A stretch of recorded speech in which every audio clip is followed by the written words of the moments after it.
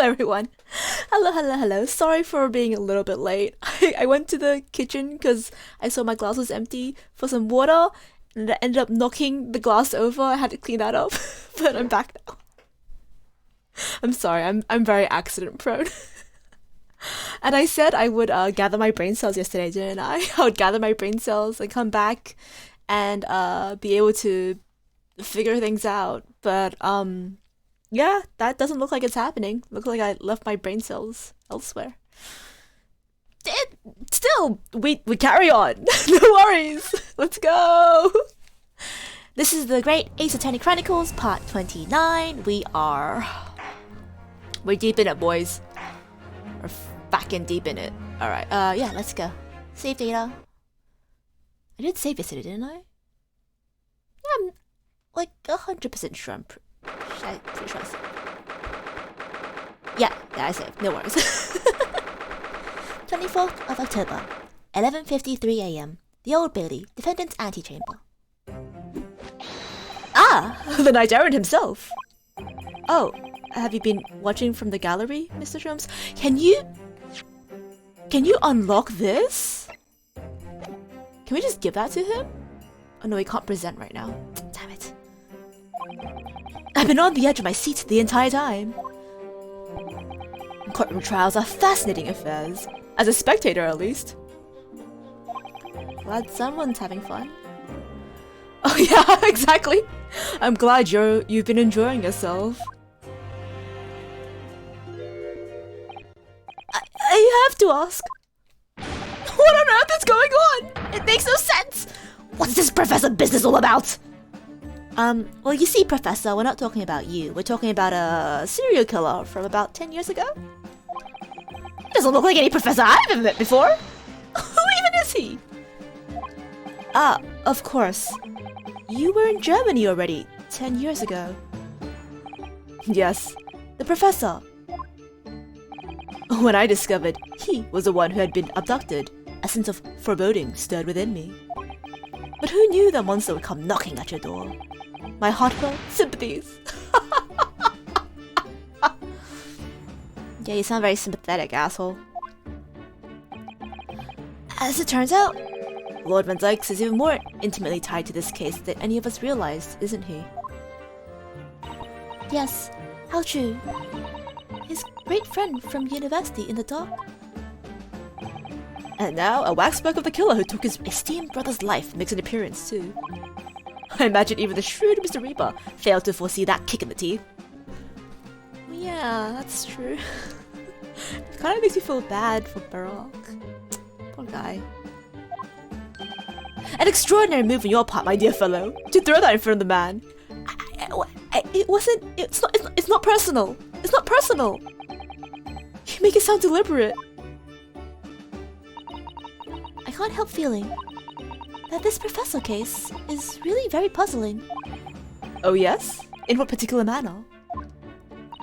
Well, there's Mr. Drebber, Dr. Scythe, and Lord Van Dykes.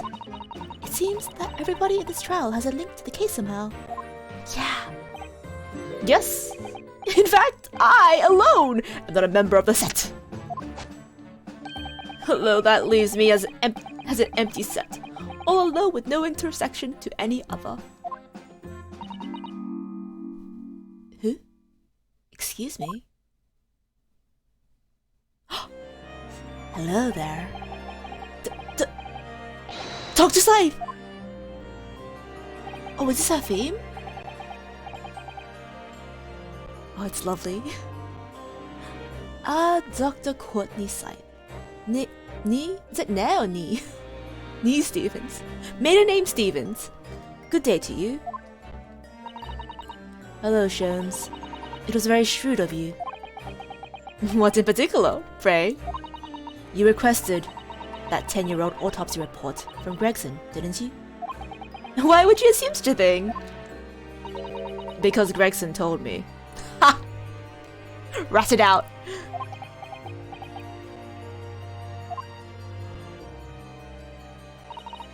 Do you think it's been 10 years? 10 years in the laboratory, wielding my scalpel. I smell of nothing but corpses and disinfectant. Holy shit.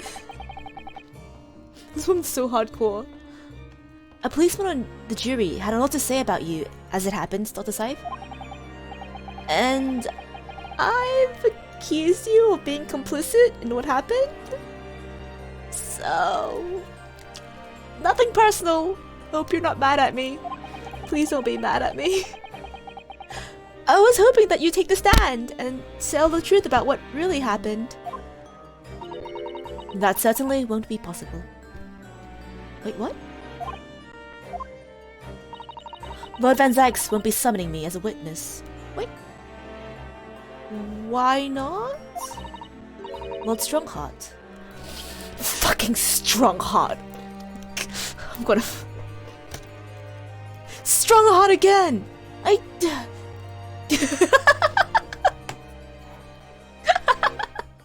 Knife. That's my only response. Strongheart! This bitch! I'm gonna fight him. I'm gonna kill him. I'm... Not to be violent. I'm not a violent person, I don't think. I'm not a violent person. But... Strongheart is gonna fucking catch these hands, I swear to God. What, Strongheart? The Pandora's box you were warned about is the Professor's case. But please don't make the mistake of thinking you'll get any information about it out of me. But like, we need... What the hell's going on? But attempting to hide from the truth is cowardice. I've always fought crime in the way that I see fit. I have no regrets. None. At all. Wait. Is she also complicit in the whole Reaper thing? With the whole staged murders? Well, not staged murders. But like, staged offings. Like, every single time Baroque fails to properly prosecute a criminal, they die? Do you have a hand in that as well? What the hell? Because it would be much easier to get away with those murders if the coroner was like, oh, yep, it was an accident, don't look into it. Like, that does make sense, doesn't it? Oh my fucking god, I need my fucking tinfoil hat. There we go. Oh wait, this is not connected. This is not what I wanted. I wanted this. Yeah. Check it out. Okay, now I'm fully equipped. Now I'm fully equipped for now I'm fully equipped for this trial. I did say everyone gets a free tinfoil hat. If you're here, you get a free tinfoil hat. I won't be providing it. But if you have tinfoil in your home, you can make yourself a free tinfoil hat. This is conspiracy. Because think about it. Yeah. If the coroner was in on it, if both the coroner and the, not the head prosecutor, but the justice, the head of justice, he's not like, because they would have access to all the information, and then she would have the means to make it like, to write the reports, the paperwork, to be like, oh, no, don't worry about it. It's just an accident. Don't worry about it. It all makes sense, right? Oh god, and then does Van Sykes really know nothing about all this? Ugh. So, good day to you. Well, I'm not having a good day. I'm having a bad day. She mentioned it too. This Pandora's box. Whatever does it all mean? There's really no cause for concern, I assure you. When the trial resumes, the meaning will become all too apparent, whether you like it to, or would you like it to, or not. Well, okay, Pandora's box. Basically, the box of all, the source of all bad in the world, basically. So that's the original mythology. Pandora was given a box and was told, hey, don't open it. And then she was like, I kind of want to know what's inside. So she opened it, and then all like, I think death, misery, everything bad came flowing out into the world, and that's how we have all that stuff. All Although in some tellings of the story, the last thing that came out of the box was hope. So, you know, like a little bit of an optimistic uplift to the end of a otherwise bad story. So maybe if we do take a look inside, it won't all be bad. Maybe we'll get some hope as well. Here's to hoping. Huh? Now then, I believe it's almost time. I must make my way back to the public gallery. The edge of my seat and wait. Can you please crack open this wax figurehead? I think maybe you're enjoying yourself a little too much. Ah yes, one word of warning before I go. If, in the course of the trial this afternoon, you perceive even a shadow of doubt about the truth, don't let it out of your sight. Pursue it like a dog with a bone. To the bitter end, you understand? Do not falter, whatever may come to pass. Easy for you to say. Alright, I understand. Thank you. Good. I shall make myself scarce then. I purchased a bar of caramel earlier, so I shall be gnawing on it as you gnaw away at the truth. Wait, purchased? But it says Sherm's caramel. Wait, he has his own brand of caramel? For sale? Damn. Wait, is he like a Willy Wonka figure?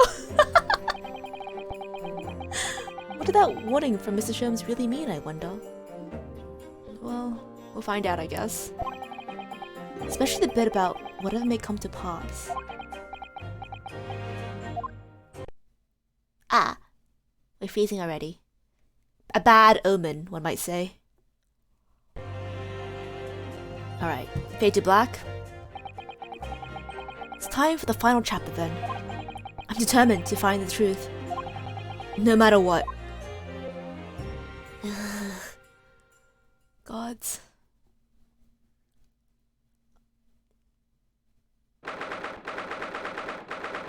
Alright, back to court we go.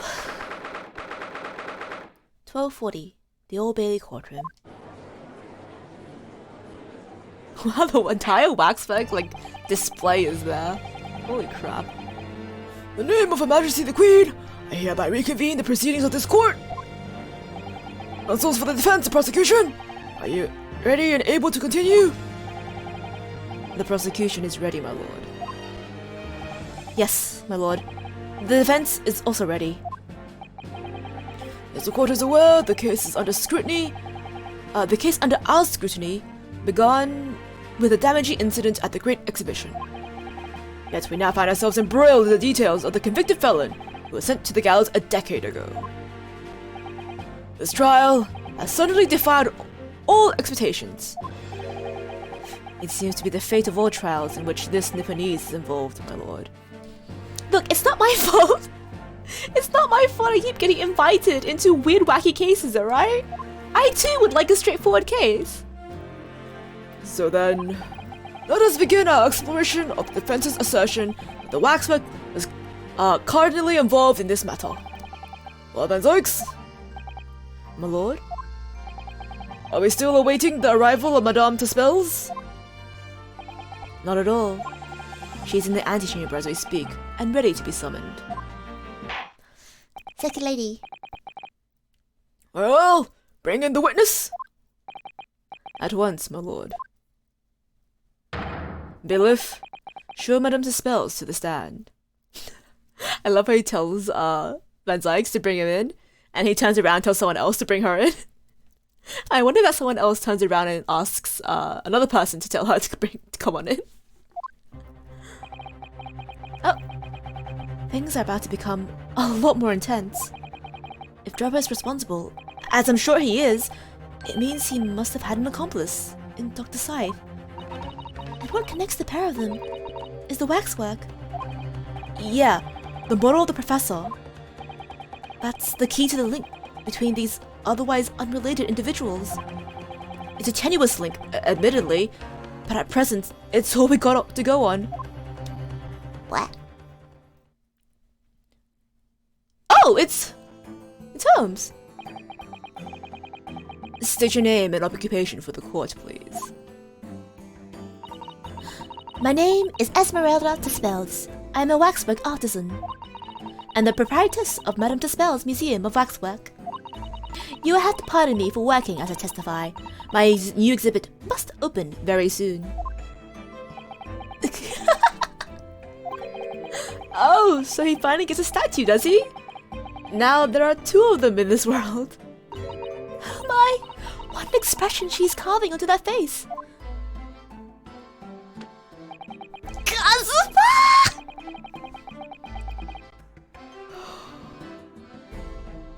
Man, I'm still not over it. I can't. Oh god. Kazuma! When will he come back? Is he here already? When will he be revealed to the world again?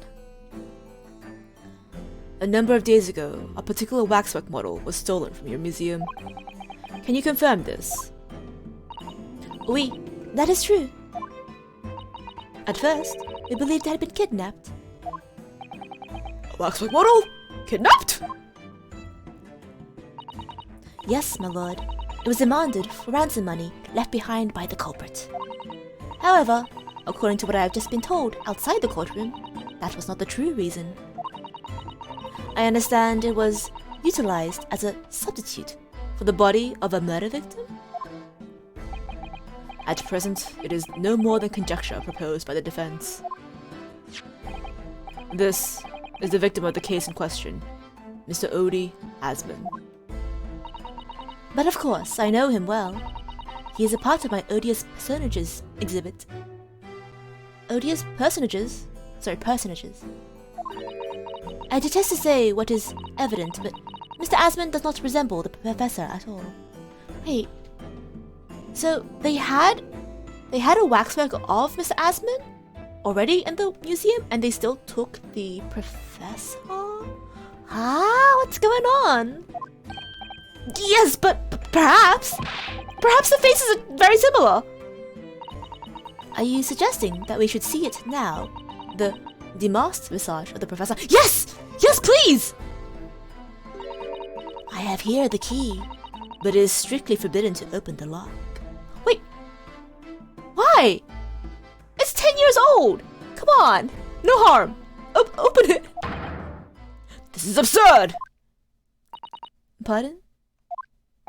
I don't know what face you carved into your fancy figure beneath that mask. But clearly, it won't be that of the actual killer. Indeed! The man's identity was never made public after all. The trial took place in a closed court. The proceedings were strictly confidential. The condemned man was summarily executed. His identity remains a closely guarded national secret. Which does raise questions. Why, right? Like, why? Why was his identity a closely guarded national secret? Was he a member of, like, royalty? Like in the actual Man in the Iron Mask, like, conspiracy? Like, what the hell? There is no possible way that a repository of 20 exhibits could get its hands on that information. I mean, they had their start in death masks, so I wouldn't, like, shrug them aside so easily. Oh, French, I cannot read. Quel? Dommage? It would seem you are unaware of the suspense principles. What principles? The family Dispels has always prided itself on sculpting its models à la perfection. Every detail, including the visage, is fashioned with complete fidelity. Et voilà, our principles. There is a well-known legend about the Dispels waxworks from the time of the French Revolution. A member of the Dispels family is said to have made a waxwork of the Queen who was executed. Oui, that is true. That was a century ago now. I believe the Queen's face was carved in the minutes following her death. Actually, at the guillotine site. You are correct. The model is on display still today in the House of Horrors. We dispels will stop at nothing to obtain a faithful replica of our subjects. Including grave robbery? Is that what you're suggesting? Dear me, a somewhat disturbing tenacity of purpose. It is the only way to obtain a truly lifelike representation of the subject. And it has been my family's secret for generations. Do you mean to say that beneath that mask? Oui, the true visage of the killer is there. This is ludicrous. This is out of question. The professor spread terror throughout Great Britain. As a result, the Man Who Spells a special exhibit remains extremely popular even today. The killer, emerging from his own grave, is a sight to behold. You should come. She's just shilling her own business in the court of law. I think, madame, it will be beneficial to hear your formal testimony on this matter. You will explain every detail of this macabre model and your personal involvement in its creation. She couldn't have created it, though. She would have been too young, I think. How old is she? Yeah, she would have been 16.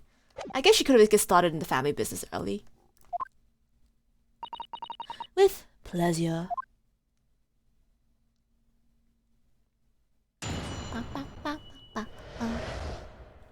Professor Waxwork. The special exhibit in the House of Horrors is based on a rumor that shocked society in London. An impression of the visage was taken directly from the corpse, in accordance with the self-family principles. I enlisted the aid. She actually did! Grave robbing? What the? I guess it's not grave robbing if you put everything back. But that's still desecration of a grave, right? That's still a crime. I mean, I don't know about early 20th century. Is it not a crime? What the hell? I enlisted the aid of a gravedigger and created a mold for the head in the cemetery just before the interment. Oh, okay. So it's not desecration. Okay, because this happened before. Okay, my bad. I hid myself until he gave me a signal. I was there for a very long time that night. As dawn approached, I was very worried that I could be discovered. The gravedigger? The man sanctioned this? Oui. I will do all that is necessary to achieve the true resemblance my family is celebrated for. Nobody else knew, only the gravedigger. What harm did it do, So you truly saw it? The face of that monster? Naturally, I was aware at the time that his identity was a secret. But the spells will not be dispels if we do not insist on absolute fidelity to our sculptures. I don't believe it. I myself have seen the special exhibit in your museum, madame. A truly blood-curdling scene in which the murderer is emerging from his own grave. The scene it depicts was the subject of many rumors in London 10 years ago. Wait, was it you? Did they see you or something? Because you were at the grave. Never mind. I have here on me just a newspaper from 10 years ago. You know, no biggie. Just a memento that I carry around in my wallet. You know, how you do? A 10-year-old newspaper that doesn't... You know, I'm surprised this hasn't crumbled to dust, actually. I have here a newspaper from the time. Oh, wow. The special exhibit was based on the picture in this article. It was the most detailed account of what happened, as reported by the eyewitness who saw it. Drebber. The new article. Alright, we should give that a read. Man rises from the grave. It's too absurd for words. I mean, crazier things have happened. Let me quickly read this. Oh, I can't read this. Wait.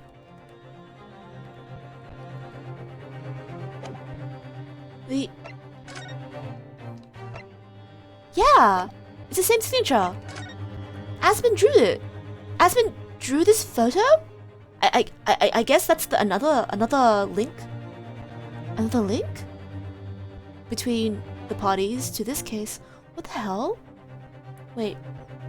At Lowgate Cemetery, just behind the prison, on the night of the found demon's execution, the newly interred professor forced off his grave cover as he clawed free of the earth.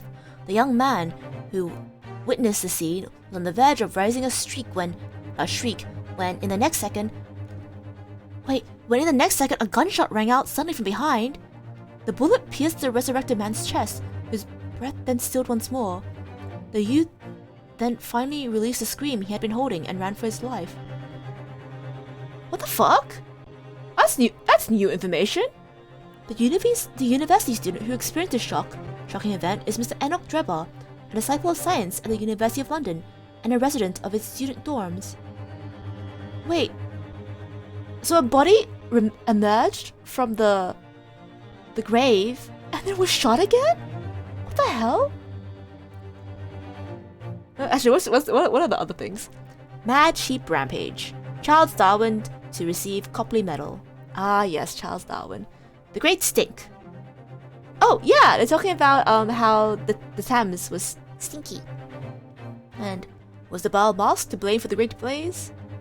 Oh yeah, it feels like every couple of years London suffers a big fire. R.I.P. to that. But wow, I'm really surprised that they went to such detail with the newspaper. The public enjoys absurdity, monsieur. Monsieur. Which is why I've repeat. Hello? Let's try that again. Which is why I have reproduced the scene as carefully as possible in my museum. And it's a waxwork from that exhibit that was stolen some days before the incident at the Great Exhibition, wasn't it? That is correct. The professor you see before you here. Huh. Most puzzling. Counsel for the defense! Proceed with the cross-examination. This waxwork links Drebber to Dr. Scythe. And the paper links Drebber to Asman? To the professor. Which is linked to Dr. Scythe. It's all fucking connected. It's all connected. Oh, hello, Top Nash. Yeah. Yep, I have a knife now. I should actually put it away. Let me put this away. I had the knife to threaten Strongheart because he's interfering with what I want in a witness. Apparently he won't let Dr. Scythe be called to the stand to be a witness. So naturally I'm gonna cut his fingers off until he relents. As a joke. That was a joke, don't sue me. And there has to be some reason for that, which hasn't yet come to light. But I'll find it. I'll get to the bottom of what really happened. I'll prove that Dr. Scythe and Drebber were in this crime together. Yeah, exactly! That's just good lawyering, I think. Exactly. A really good lawyer goes above and beyond. And if I have to threaten people, I will. Sorry, if I have to allegedly threaten people, I will. Allegedly. Until it's proven in a court of law, nothing actually happens. Anyway, how's your day been? Hopefully you've had a good day too. Alright, I'm just gonna press everything and hope we get something to pull on. Hold it! And that rumor would be... a 10-year-old tale now, but one that no Londoner would ever forget. Alright, I know just what you're talking about, I think. Of course, it couldn't have been anything else. Yes, that story would never disappear. The tale of the condemned killer rising from the dead. That is the central attraction of my house of horrors. The rumor was whispered all over the city, and it was like this. It was at Lowgate Cemetery, behind the prison, in the dead of night, after the execution of the killer. And the interred professor slid back into the stone slab covering his tomb, and emerged from his grave. A young man who witnessed this felt a scream welling up inside him. But, an instant later, he heard an ear-splitting gunshot over his shoulder, and the bullet struck the emerging corpse, and he fell motionless once more. That's so crazy, isn't it? Doing well? Procrastinating on some late night work? Like checking Twitch.tv? Man, what a fucking mood. No. It's good to have something playing in the background. At least in my opinion. I feel like I can't focus well when it's like pure silence. I need something going on in order to like focus better. Otherwise I get even more distracted. So whatever you're working on, I hope it's going well. The scream finally found its way from the mouth of the young witness, who turned and ran for his life. So you got a zombie that was immediately shot and killed, I guess. The corpse climbed out of his own grave? And then someone shot him? Who? Who was it? Hello, Perky Dumplings, hello. What have you missed? Nothing much. We're at the beginning of the case. What has happened so far was we talked to Dr. Scythe, actually, and we found out that Lord Strongheart has forbidden her from testifying. So she won't be called to the stand. But right now we have Madame Spells on the stand right now, and we're talking through her half of the story about the Professor exhibit. But there's conspiracy here. It's a fucking conspiracy, okay? Like, why can't we talk to the coroner, huh? I'm to drag her to the stand, right? I'm gonna threaten. I'm gonna kill. No, I'm gonna kill. I'm gonna kill fucking Strongheart. I swear to God, I will. I'm gonna threaten him. I hate him so much. Like, I don't hate him. Hate is a strong word. I dislike him. But I swear to God, if he wants to keep all his fingers and toes, he better fucking let the coroner come to the stand. Nobody knows, even today. But remember, it was just a rumor. Perhaps nothing more than a ghost story. The good people of London, they love stories like this. That is why in every newspaper across the capital. But that's just a story. Oh, and another thing that we recently found was, for some reason, she was carrying around a 10-year-old article, just like on her persons, casually. But thanks to it, we can see that, there it is. Sorry, the magnifying glass makes it harder. Yeah, Odie Asman. So now we have another link between all the parties in this case, and the 10-year-old case. Like, it's all connected. It's all. But how? Why? Oh, okay, immediately after. I mean, this is exactly the scene that can be seen today at your museum, isn't it? See? Oh, Asman. Oui, the special exhibit was modeled on that very illustration. For a while afterwards, the contents of the article were reproduced in every newspaper imaginable. Madame, may I say something? Please, go ahead, mademoiselle. When something is described as a rumor, it doesn't necessarily mean that it's entirely made up. I believe that often, rumors contain elements of the truth. I see that people from the East can be just as astute as the people of Europe. Okay, that feels racially charged. But thanks for the backhand compliment, I think. Can we be sure, for instance, that the professor's execution was successful? I mean, you were there with the corpse, weren't you? It is not possible for the dead to come back to life. I mean, I agree with that, but what if the dead weren't dead to begin with? Sorry? 10 years ago, I was there in Lowgate Cemetery, after the criminal known as the Professor was killed by hanging. I took a wax impression of his visage from the corpse just before it was interred. So I can assure you, the man was dead. I mean, I guess if she poured wax onto the face and let it set for like 10 minutes and there was no breathing. Like, if the hanging didn't do him, I guess the wax would have. I see. It would certainly appear that the condemned man suffered the intended fate.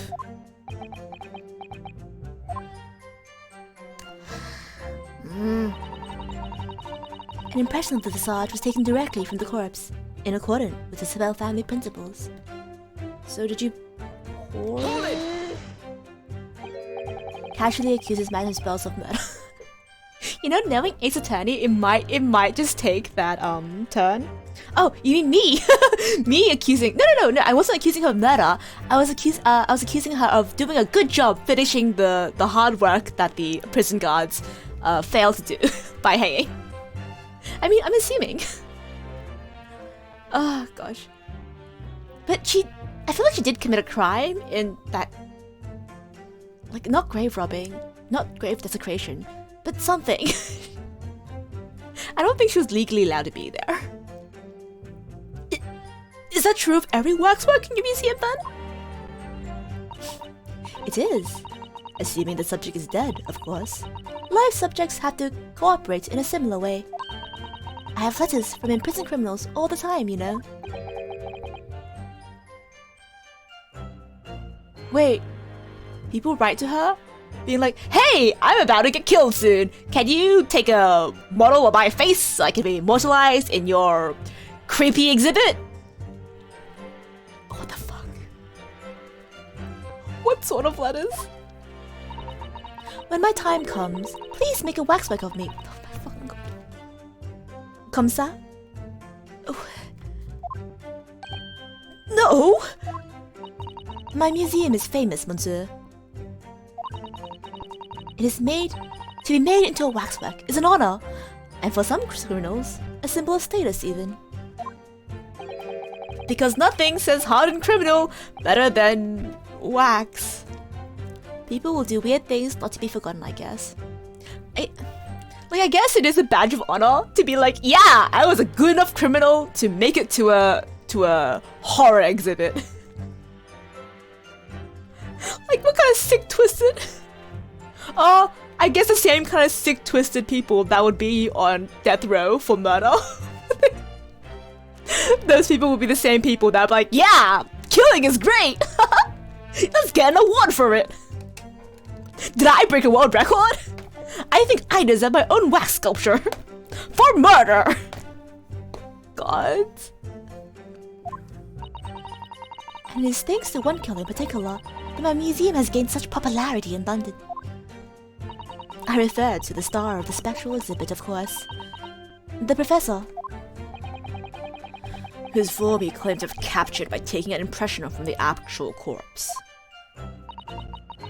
There are no exceptions to the principle of the spells. And this is the aid of a gravedigger. Oh, actually, this might be important. Which gravedigger? Whom? Hold it! Surely, that's illegal, isn't it? Oh my god, true. If they kill enough people and get enough notoriety, they get rewarded with a wax statue. Yeah! The wax statues, the wax museum, the horror part of it at least, is basically like a leaderboard in murders. A leaderboard of crime. It would seem the proprietress of this repository of novelties was blinded by monetary greed. I mean, it's been 10 years. Oh, they were a minor back then as well. It has nothing to do with money. The man is part of London's criminal history. That is why I had to sculpt him, to record this history. It is a... Oh, French. Raison d'etre of the Tuspels Museum. But if the man was convicted in a close court and sent for immediate execution, then surely nobody but the members of the judiciary present know the killer's true identity. I assure you, Behind the mask is hidden the true face of the professor. Do you realize what you're saying? The professor's identity is a national secret! I understand. And now the truth about the special exhibit has been revealed. It must perhaps close. Do you think maybe she's lying? She's trying to hype up business? She's like, oh no, don't come see my special illegal exhibit. Don't pay me money for that. Oh wow. And of course it will. It's your entire museum if you don't tread very carefully, madame. That could be another interesting chapter in history of our family, I think. Don't you? So, 10 years ago, on the night of the professor's execution, you took a wax impression of his face from the corpse? Oui, exactement. Exactement? Yeah. I hid myself until he gave me a signal. Wait, can I ask you about the gravedigger? Hold it! Who did you bribe? Are they important? You were there longer than you expected to be. The gravedigger's not gonna be like Odie Asman, is it? I had some difficulties in capturing the subject's form correctly. As I removed the mask, the mouth of the cadaver fell open, and I had some problems with the chin. Wait, so he was hung with the mask on? Dare I ask? The man had been dead a short while already, you see. His muscles were relaxing, and consequently, his chin would not align itself correctly. I guess. Oh dear, what a horrible thought. Wait, so Sato went to find out about the whole bloated tongue thing they get with hangings? Not nice. Not good. Under normal circumstances, I would have an assistant with me. However, last night, I was alone. And as a consequence, I missed my preferred window of time. What do you mean? When I take impression of the visage of the cadaver, I always wait until 3 hours after death. When rigus mortis? Okay. Why 3 hours? Is that amount of time significant? It's because of rigus mortis, or rigor mortis. Regally mortis? Now when people get hard. It's a name given to a phenomenon that occurs in recently deceased bodies. As a rule, 3 hours post-death, the muscles in the body begin to stiffen. By approximately 10 hours post-death, the entire body is completely rigid and inflexible. And then from that point on, the muscles slowly start to revert to the relaxed state. Wait, I have a... Okay. I don't know if I should share this, because it's a little bit morbid. But I was told this story as a child. I think I was maybe 11 or 12 when they told me. And, yeah, it stuck with me ever since. And I'm like, should I share it with everyone else? It's a bit of a crazy tale regarding rigor mortis. But it's how I found out about rigor mortis, age 11, I think. Oh wait, no, I was younger than that. Because I was in my old school. Yeah, I would have been 10 or 11, my bad. Slightly worse. God. The effect is often used to estimate the time of death when the body is discovered. Well, that was an education, if a slightly scary one. As the mademoiselle says, rigor mortis commences 3 hours after death, and it starts in the jaw. Oh, I didn't know that. I see. So that is why you wait. Before that time, the mouth falls open, and it is very difficult to do my work. It's getting hard. It's getting hard. For me to do my work with all this talk of corpses. I wonder about the information the courts just heard from Manus' spells. Well, I think it's significant. Because it means that he was dead, right? The information about rigor mortis that you just shared with us. Would you mind including it in your formal testimony? I believe it could be significant, you see. Of course. I do not mind at all. I can't help feeling that after this latest topic, the atmosphere in the courtroom has become extremely grave. Susato! This is no time for jokes, Mrs. Sato. No, this is a wonderful time for jokes. Sense of morbid humor.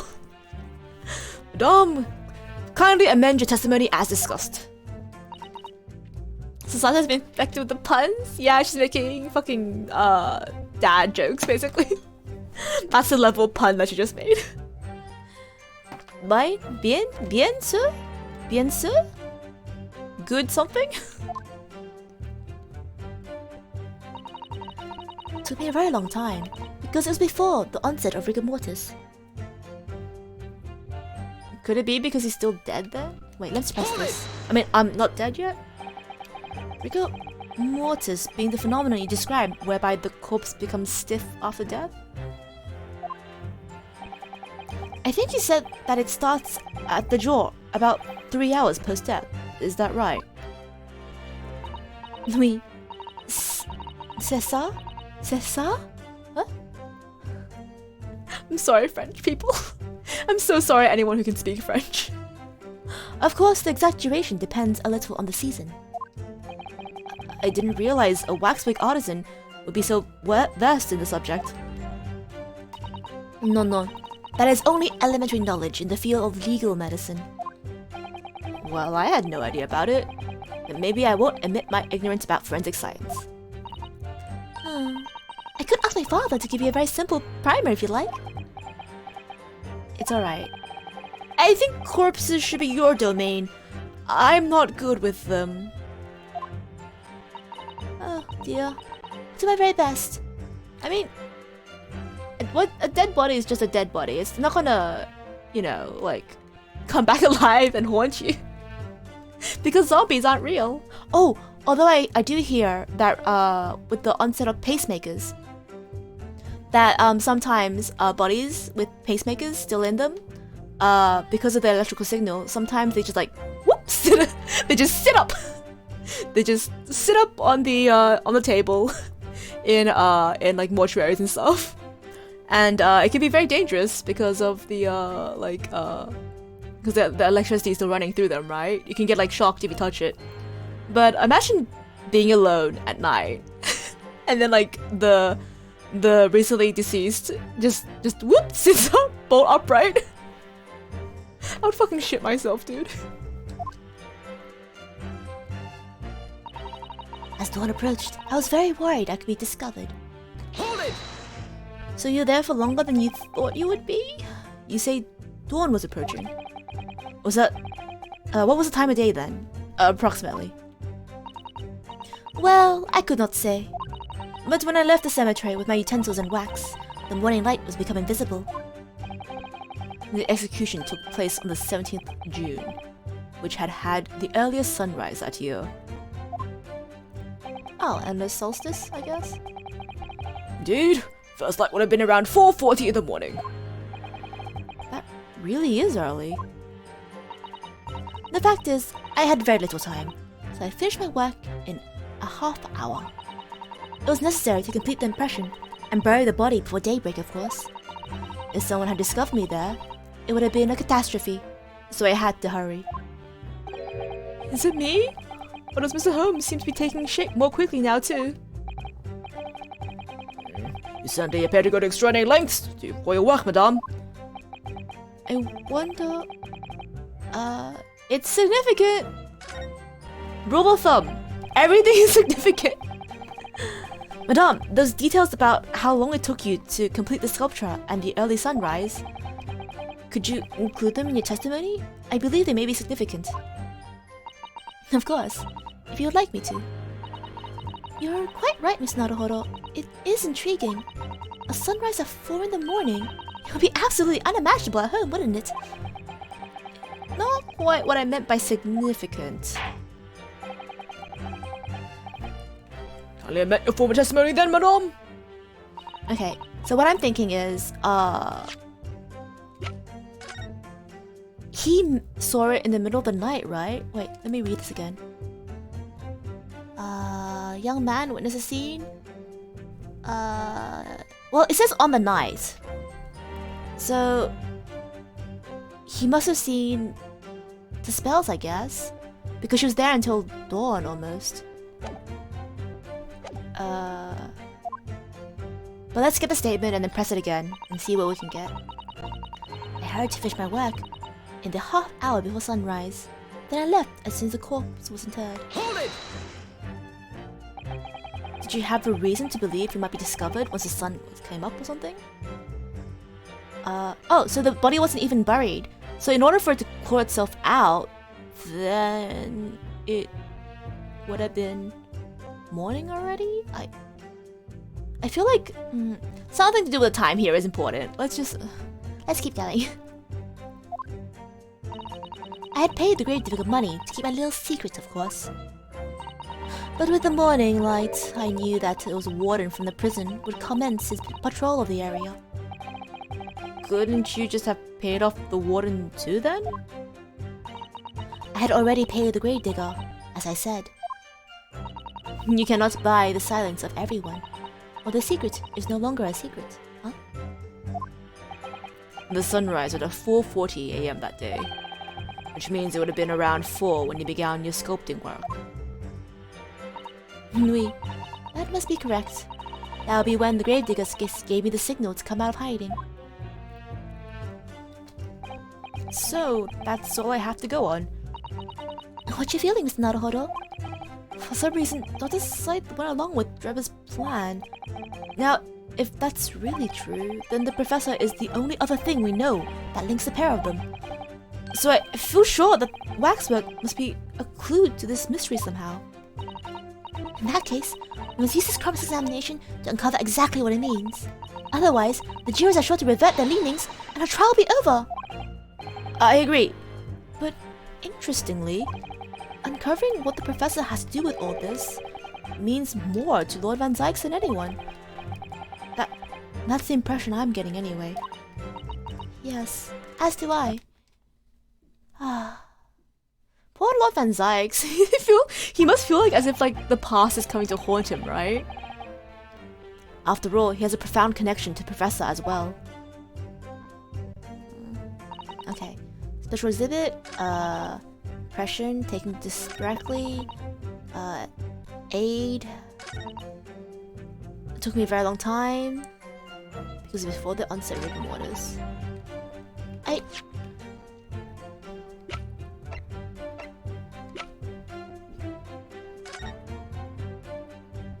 At midnight.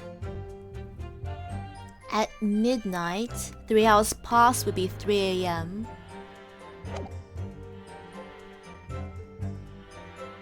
Half an hour before sunrise. And when did this happen?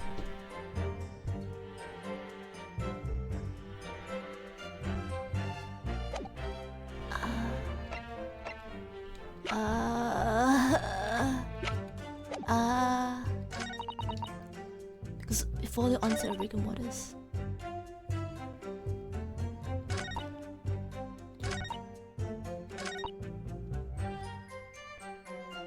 Okay, so she was there?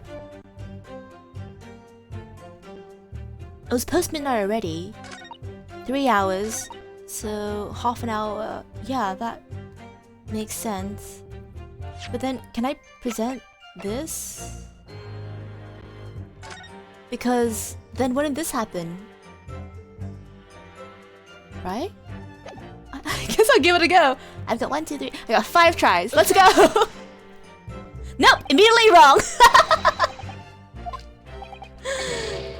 Okay. Didn't even have a drawn out thing. Okay. Glad to hear it. Okay, well, it's not that.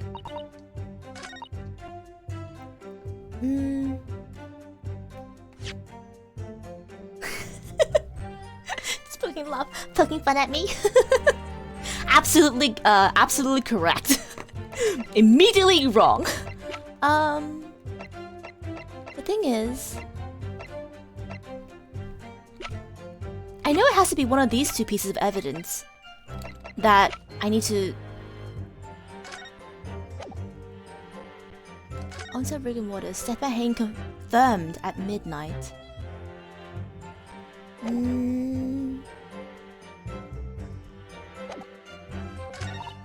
But it doesn't say when she started.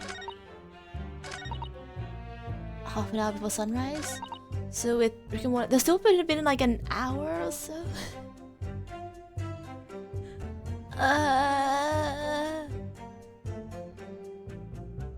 Okay. Should I present this at this? Don't know.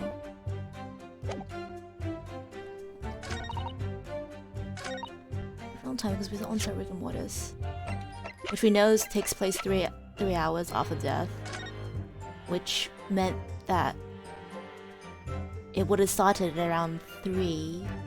And you took half an hour, so 3:30. That's still an hour. Like, there's a missing hour? And is that when this took place then? But well, let's present it. No worries. Let's go. We have time. We have. Yeah, got it. See, if I shoot blindly in the dark enough, I'll eventually hit something. Oh, Sorry, got too excited. I hit myself in the face. Sorry about that. Madame Tespels, I have here an autopsy report that was filed 10 years ago now. It confirms the death of the professor following his execution at the gallows. And is that a problem? I believe it is, because your testimony and a particular detail in the report completely contradict one another. Oh, what? Are you going to explain yourself, my Japanese friend? According to her testimony, Madame Tespels was creating a waxwork impression just before dawn, and at that time, rigor mortis had not yet set in. Am I correct so far, madame? You are, yes. Oh, that's what they meant. Okay. Yeah, so there is still a missing time. As I said, the sniffing of the jaw is the first sign of rigor mortis, 2 to 3 hours after death. But the man's chin was limp, so he cannot have been dead for a long time. But on the other hand, if you look at Dr. Scythe's report, it quite clearly states the following. Death by hanging, confirmed at midnight, 17th June. No! If the professor indeed died at midnight that day, then by the time he was sculpting his face, rigor mortis would have already set in. Yes, you're right! The chin would have been completely stiff. In other words, this report is wrong! Objection! No coroner makes mistakes when recording the time of death. The very idea is absurd. In that case, there's only one possible conclusion. The execution didn't actually take place at the stated time. Impossible! Got him now. We got him now. Courtney, Scythe, Nis, Stevens cannot be trusted. Oh, wait, what did he say? Order! Counsel, this is beyond folly! Not only do you indict the author of this report, Dr. Scythe, but you also implicate members of the staff at Barclay Prison where the execution took place. By heck! Extraordinary!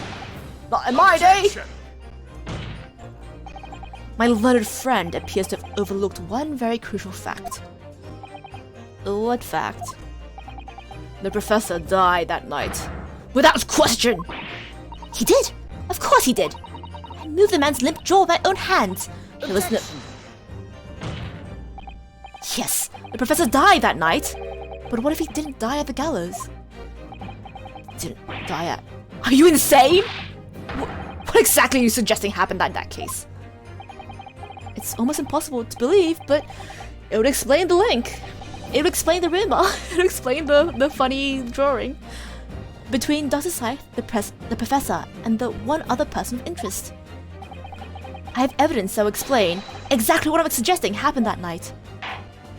Oh, so now the newspaper. So, present the evidence at once. The evidence that allegedly explains what really happened on the night of the professor's execution. Yeah. Take that! What happened that night is written very plainly in this newspaper article. Executed criminal returns in the dead of night at local cemetery. You suggesting it was a corpse coming back from the dead now? No, I'm saying they bungled it. Well, this article is to be believed. Yes. The professor, assumed dead following his execution, emerged from his grave and was killed again. Objection! Don't be a fool! That's simply a rumor published by the gutter press. Can you be certain of that? Are you serious?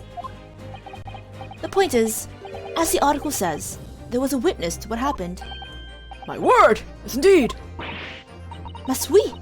The young man who stole into the cemetery by chance that night. Objection! Of course there was a witness. The story didn't write itself, but obviously the man made it all up. In any case, it was 10 years ago now. There'd surely be no hope of finding him. Actually, he's in the sand right there. Objection! Hello, Mr. Dribble. On the contrary, my lord, we all know this witness very well. What? Did you guys not read this? Why are you suggesting, counsel, that you identify the person in question? That you know who claims to have seen the utterly incredible events take place? Yes, my lord. In fact, you could say he's right here, before my very eyes. I turn slightly to the left. Substantiate your latest claim now, then, counsel. Who was the alleged witness of this staggering scene from the cemetery 10 years ago? Yeah, there he is. Take that! The man in question is Mr. Enoch Drebber. Drebber? The previous witness? The special exhibit at the House of Horrors at Madame Tussauds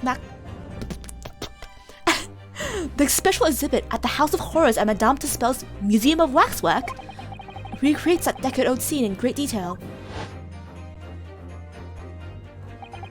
The condemned criminal emerging from the grave, and besides the tomb, a young man with a lantern stumbling upon the terrifying sight. And that young man, it's a 10-year younger Mr. Enoch Drebber.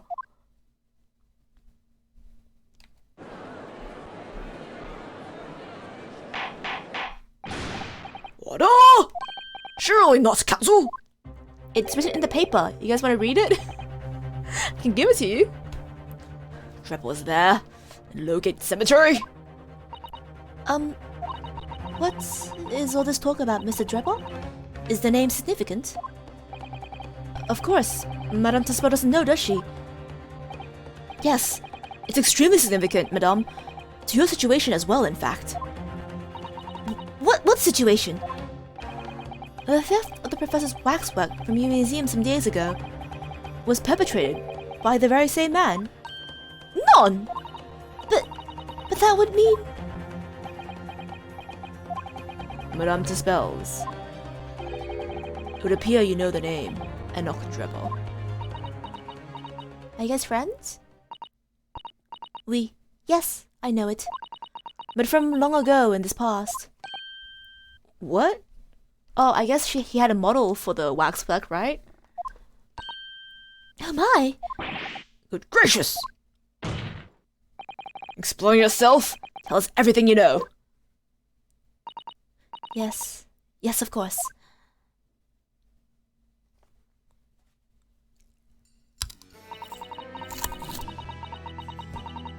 The story of the young man and the terrible sight he witnessed at the cemetery 10 years ago was published in every single newspaper in London and throughout Great Britain. However, in all the articles, the witness was simply described as a certain young man. No details were published about his identity. His name was never revealed. Oh, did I misread? Did I misread the paper then? I thought he was named. Was he not named? Let's... No, it says right here. What the hell? Yeah, Enoch Drebber.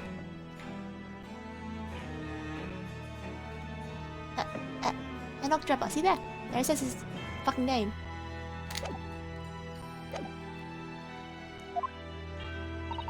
That is, apart from one newspaper. Oh, okay. I jumped the gun. All I ever do is jump the gun. Cucumber time.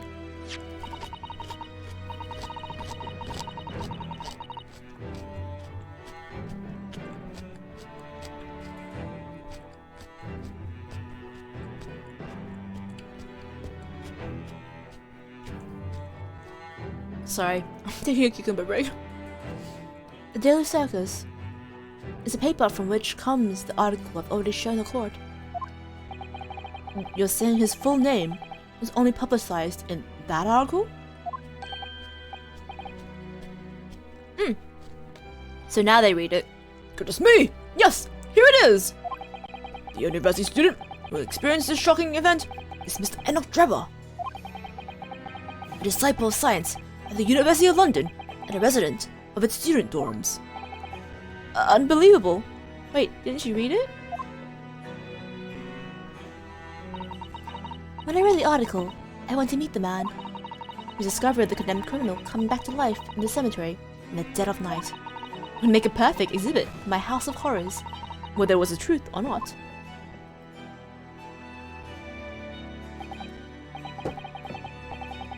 See? So you went to meet Mr. Drebber in order to sculpt the waxwork of the man, did you? Exactamente.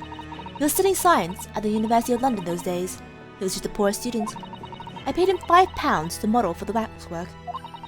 And since that time, it has been in my museum to recreate the scene of the terror from the cemetery.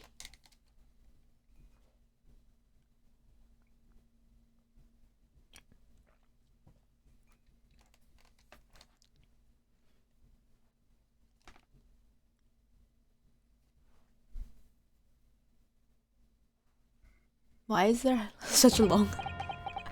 So, 10 years ago, A man appeared to the public about an extraordinary event he witnessed. A criminal who had been put to death, re-emerging from his grave in the middle of the night. But the public treated his claim as nothing more than an amusing anecdote, so it was soon forgotten. 10 years later, the same man steals a waxwork model of the executed criminal, ostensibly to use as a body double for the victim in the case we're discussing here today. Even though the waxwork's build is a poor match for the victim, and its face is obscured by a mask. So the question is, why would the man do such a thing? Which brings us to 3 days ago, when the birdcage crashed into the Crystal Tower. If the birdcage had in fact contained not the body of Mr. Asman, but the exact same waxwork, the coroner from Scotland Yard who investigated, Dr. Scythe, would have noticed immediately. And yet, she submitted this autopsy report for the victim, which the court has earlier seen. Why? Because the waxwork was that of the professor, is that what you're saying? Dr. Scythe put a name to a document confirming the death of a condemned criminal who is still alive, and the criminal whose apparent resurrection was witnessed by Mr. Drebber. But that misconduct was a deadly secret between the coroner the coroner would do anything to protect. Which is precisely why Mr. Drebber used that particular waxwork as a body double. Oh, so it wasn't so much as collusion as it was blackmail. Wow, my respect for Drebber just goes up further. What a guy. My lord, I think he says. Yes, my lord. The court must summon Dr. Scythe to the stand. The defense is determined to find out exactly how the coroner and Mrs. Drebber are connected. But according to the missive I received this morning through the prosecutor's office, Dr. Scythe is unable to participate in these proceedings. Is that not the case? Fucking. Okay, well, what about now? Are you able to proceed now, This is a threat. She told us so herself, didn't she? Lord Van Zykes wouldn't be summoning me as a witness. Lord Strongheart has forbidden it. Lord Strongheart? The Pandora's box you were warned about is a professor case. But please, don't make the mistake of thinking you'll get any information about it out of me. It's time. Yes, it's time! I have this and I have a gun too. Wait, let me just... Oh shit, I made a mistake. I drew them both on the same side. I should have mirrored it. Then I could dual wield.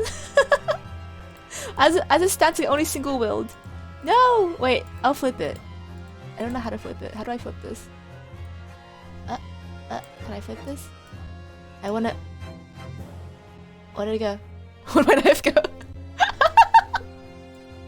It's gone. Oops.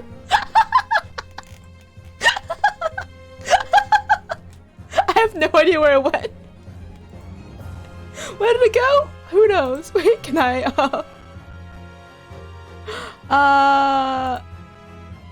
Nope, it's just gone. I have no idea where it is. Yep, it's gone. My knife is gone. Whoopsie daisy. But at least I have a gun. Arguably, it's more effective this way. But seriously, where the hell did it go? I have no idea where it went. Damn. And surely nobody was going to get to the bottom of this anymore. Damn, Lord Van Zykes.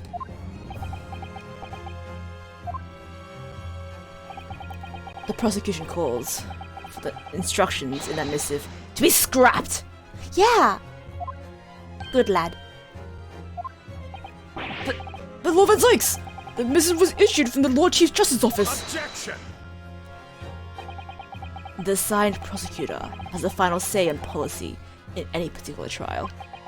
In other words, me. Yes!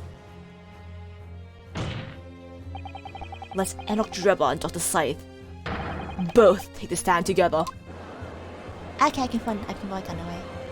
Good boy. This is exactly what I wanted. Thank you. Order! Very well. I'll uphold your request. Oof! Send a subpoena to with immediate effect addressed to Dr. Scythe of the Forensic Investigation Team. The woman compelled to attend on Her Majesty's orders. Yeah. Alright.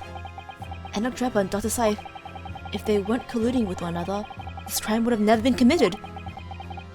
I'm just a stone throws away. I can feel it. The truth behind all this is about to come out. Yeah. What a Chad Brock is. No care for authority. I know. Absolute Chad. Oh wow. Check out the freaking witness stand. It's so cray-cray. Okay. Thank you for attending at such short notice, Dr. Scythe. Well, I bet she's not happy. I'm disappointed in you, Lord Van Zykes. You completely betrayed the agreed policy both Scotland Yard and the prosecutor of both the Scotland Yard and the prosecutor's office.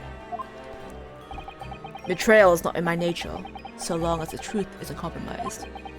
If it is, and there's even a hint of wrongdoing, no matter who it concerns or disgruntles, I will pursue the matter to the bitter end, as would any prosecutor worth his salt. Absolute Chad. Mr. Drebber, you took the victim's life by means of a machine that you constructed in your workshop. Dude, everyone on the witness stand is so hot right now. it's like a model show walk. Show walk? Catwalk? I don't know. Model show? And Dr. Scythe, as the investigating coroner, you were the first on the scene to examine the victim's body. It is the belief of the defense that you collaborated with each other and were both complicit in this crime. And where's your evidence? At present, we may have no definitive evidence, but we do have a very significant clue. What are you talking about? The glass? Talking, of course, about the waxwork! Oh, my bad. This model of the killer known as the Professor was sentenced to death 10 years ago. You don't need to tell me. I witnessed the man's execution with my own eyes and officially pronounced him dead. That remains to be seen. Is that so? According to the newspaper reports at the time, on the night following his execution, the killer came back to life. Don't waste my time! and the sole witness to that mysterious event was you, Mr. Drebber, wasn't it?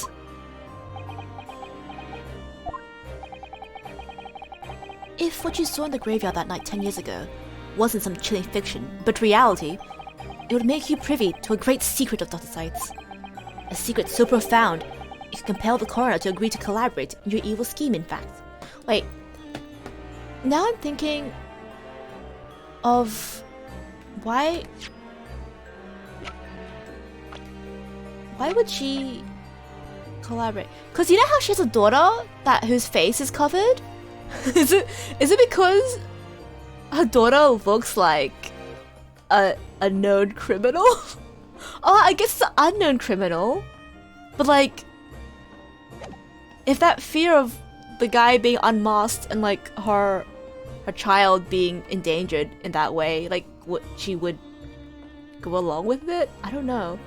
I'm like, you're masked and you're masked, therefore connection. Man, what's going on even?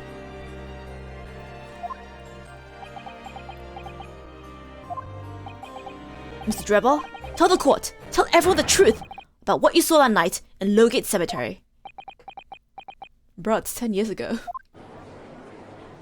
So he was a student who saw it. You can see the resemblance actually, can't you? The man in Madame Tussauds, I mean. Surely he's not going to claim that really what he saw, especially not after all these years. He was a research student at the University of London, wasn't he? And a bit too clever for his own good, if you ask me.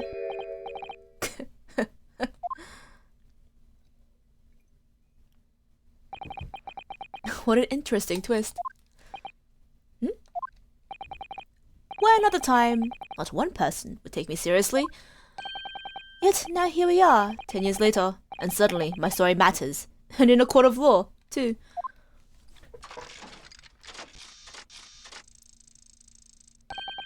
Very well then, if everyone so wishes. Let's be frank. I'll tell you the truth of what happened that night, for what it's worth. You must think everyone is related these days since everyone's wearing masks and COVID. Oh my god, I think I cracked it. Everyone wearing a mask might be. Okay, hear me out here. They may be related. I think they might all be the same species. I think this could be true. I don't know. I'm just a lowly demon, but I think all those people you see out in the streets, all fucking related.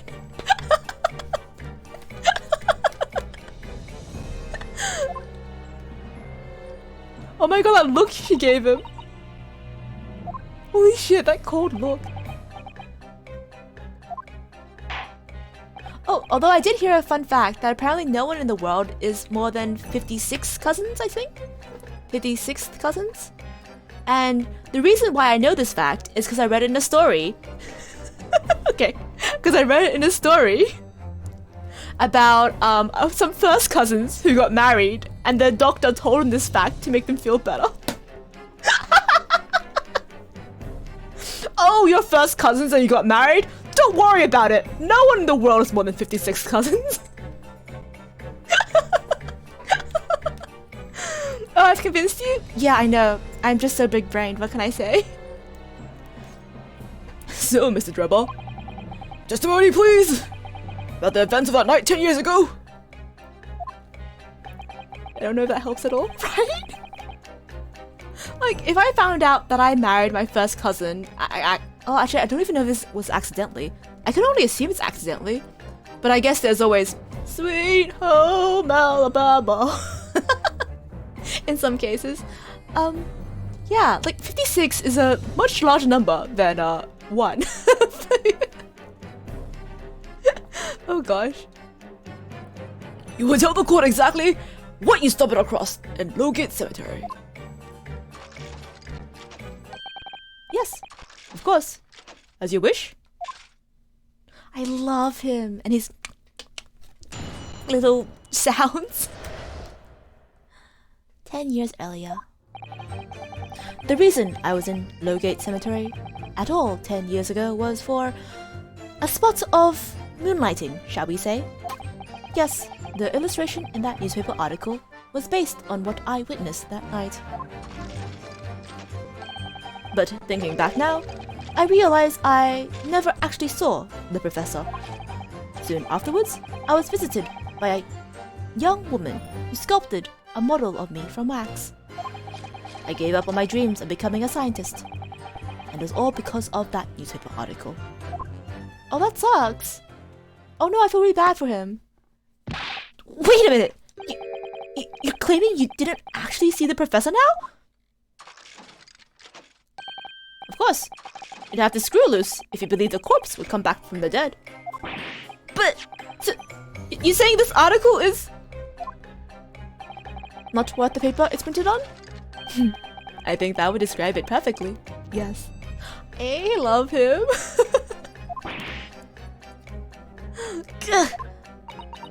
I feel like Trevor is my Ashley Graydon of this game.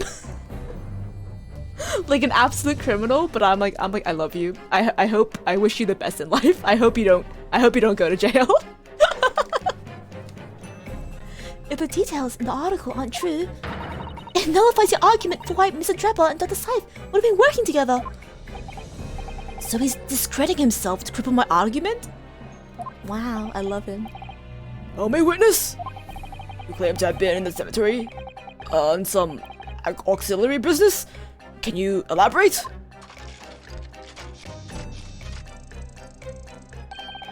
That's right. Grave robbing, to be precise. Wait, you're just gonna admit that? To a court of law? Oh, do they have statute of limitations? Is that why he's like, yeah, I committed a crime. What you gonna do about it? As you know, Logate Cemetery is at the rear of Barclay Prison. So among the students at university, it had a reputation for being haunted by the ghosts of condemned convicts. Grave robbing, you say? Yes. Exhuming fresh corpses to sell is reasonably lucrative. Oh, yeah, that is true. There was an entire black market for this during the Victorian times. Of course, I never laid a finger on any valuables buried with the dead. Is that... I don't think that's as noble as you think it is. Oh, don't worry. The very valuable necklace and ring that your aunt was buried with, I did not touch that at all. I left that in her grave. Her body? Yeah, I sold that off as a cadaver for practice. Don't worry about it.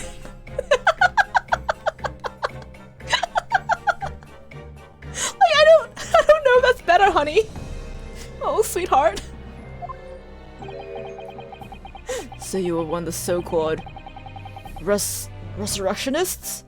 A particularly unpleasant scourge in society. Actually, my fellows and I went by another name. The Repurposes. Oh my god, I love him. Times are tough for students back then. Arguably, times are tough for students right now. I don't know about you, Mash, but I'm a starving student myself. I can see the appeal of grave robbing for money. That's quite beyond the pale. You would divide retribution, sir? Yes. Well, I think I suffered retribution enough.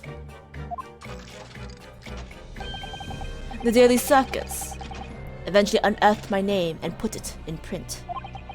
It caused me great many headaches. In the end, I had to leave the university.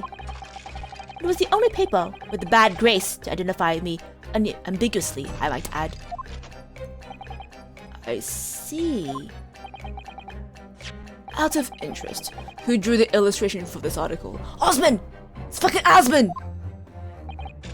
Yes. That was... We found our motive. Oh my gosh, we found our motive. He wanted Asman dead because Asman ruined his life. Oh my fucking god! Holy shit, it's all coming together! It's all coming together! It's all coming together! Holy fuck! We have motive! Yes. That was the reporter who exposed me. He sketched that right in front of me as I described the scene. Wow, he's a good artist.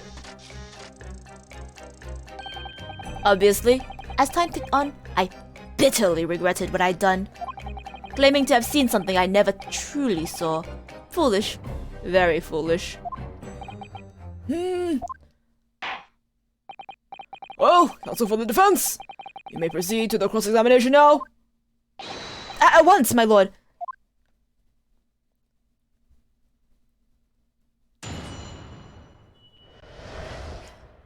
Wait, I really want to skip straight to it, but I can't. I'm gonna press everything first.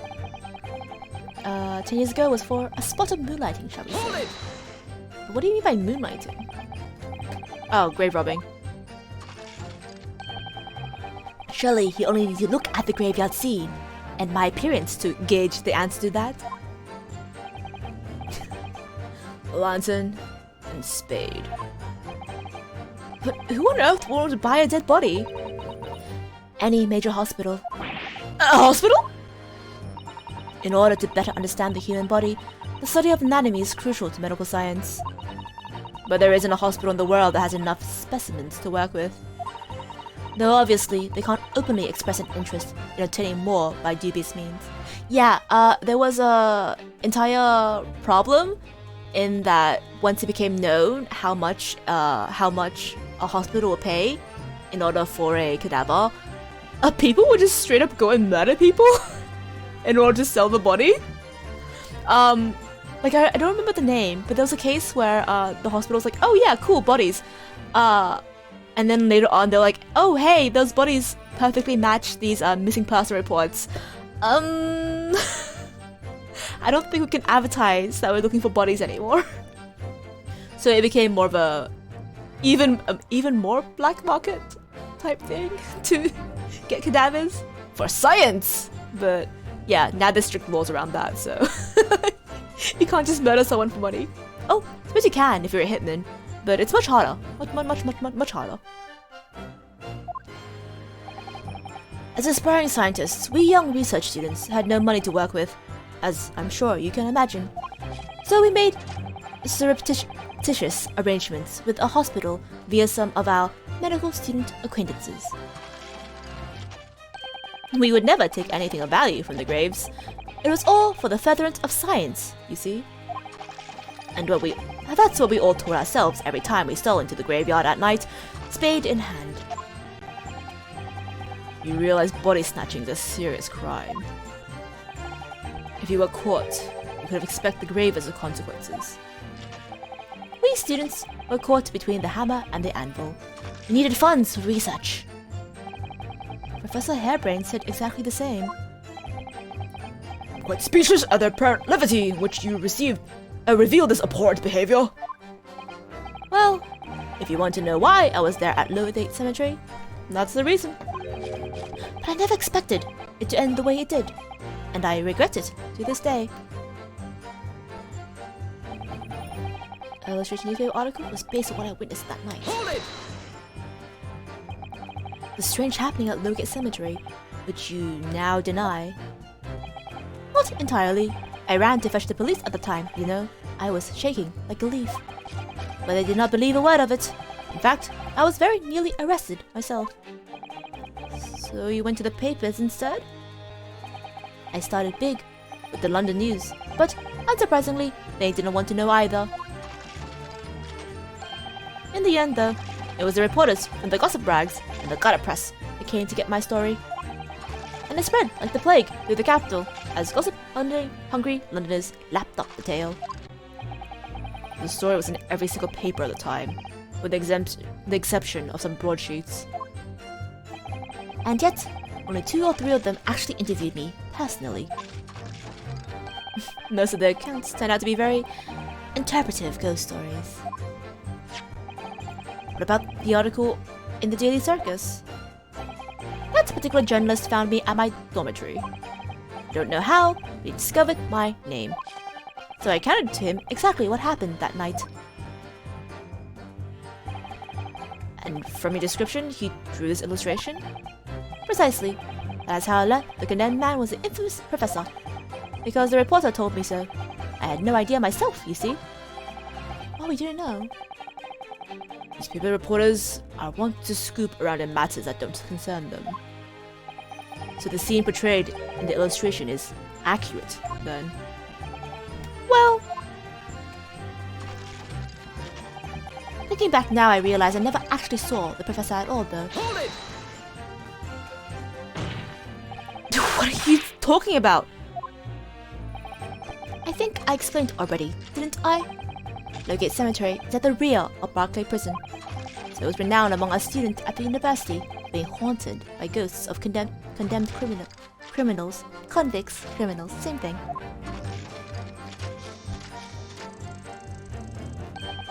For some absurd reason, I was scared of the graveyard at night. That seems perfectly reasonable to me. As a result, I'm too willing to believe the nonsense about the dead coming back to life. But you said you actually saw it. I said what I'd seen in my mind's eye. Sir, we call that imagination. We don't call that seeing. After all, resurrection isn't possible, isn't it? You have to be unhinged to think otherwise. Unless, of course, you have some evidence that proves I encountered the professor that night? I don't know. Is there any material evidence that could show he really did see the professor? If we have anything at all, Miss Naruhodo, we should... I don't think we have anything right now that... Oh! Is it the bloodstain?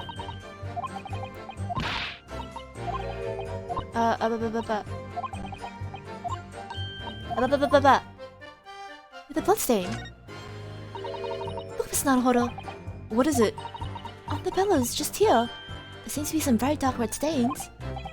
Yes, you're right. It looks like blood, actually. Oh my. I'm sure it's not what you're thinking.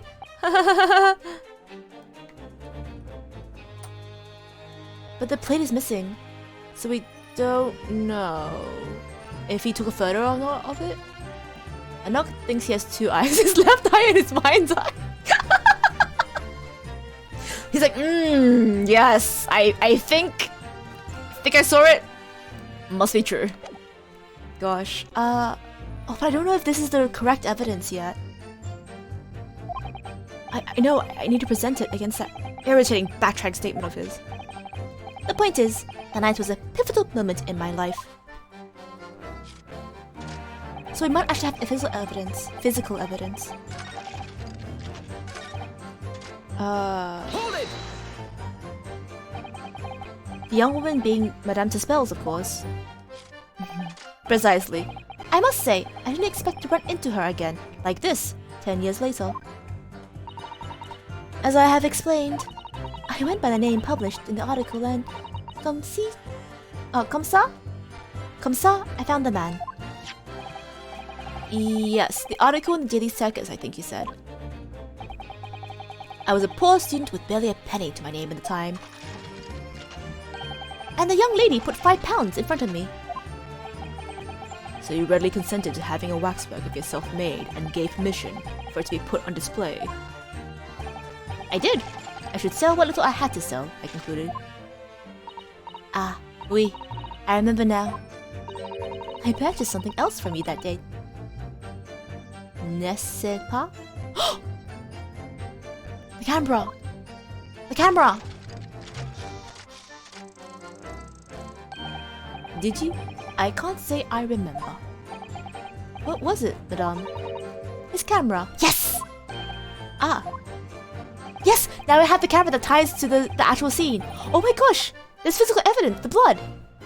Oh yes, I made a point of taking it with me wherever I made an excursion to any cemetery. You took a camera with you, sir? To what end? To recall the details of the bodies I disinterred. But I had no intention of ever visiting a grave again after that night, so I sold it. I see. But I still have it, monsieur. It is part of the special exhibit at my House of Horrors. No, you no longer have it. It is now Sasato's.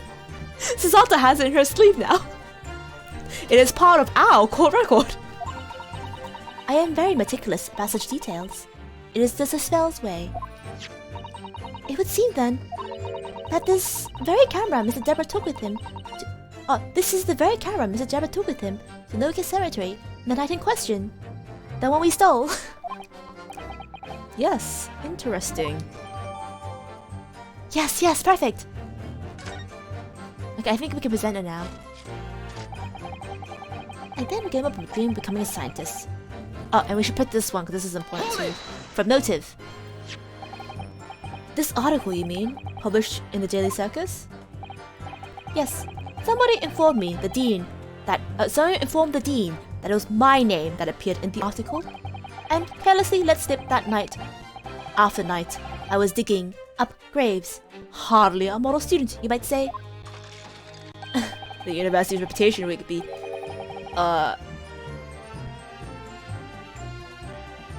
Scrabbily defiled? I've actually never seen that word before. Scrabbily defiled? And I was expelled as a result. Susato shall start her own house of horrors of criminal evidence in her sleeve. absolutely. And you can just pay for entry inside. You just hop into her sleeve because it's like the TARDIS. It's very big in there. You can see absolutely everything. Mon Dieu, I had no idea. And having been run out of university, you found employment in a somewhat specialist trade. You combined your knowledge of science with knowledge of stage magic to create various experimental machines intended to demonstrate never-before-seen technology. And you used those deceptive machines to trick the government and private investors into giving you money. We call that a hustle, buddy. Gotta respect it.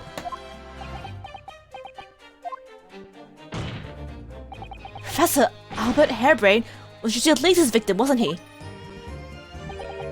Whatever are you talking about? I have no recollection of doing anything of the sort. I love him. What's Trevor up to? Why would he suddenly change his tune and recant his claim? I wonder if perhaps it's because his circumstances have changed now.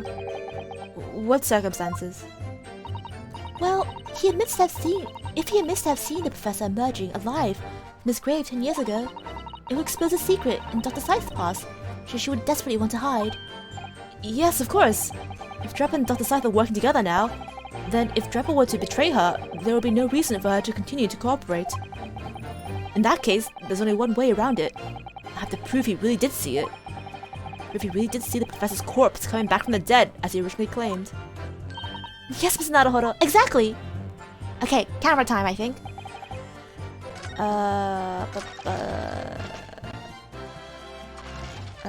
Present?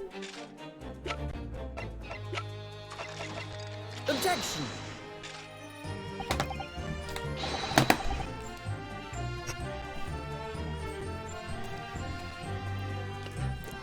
Oh my fucking god. This is fine. This is fine. This is fine. Yeah, this is fine. Don't fucking worry about it. This is fine. No worries. You know what? I have a fucking cucumber here. I'm gonna have a little snack. ASMR.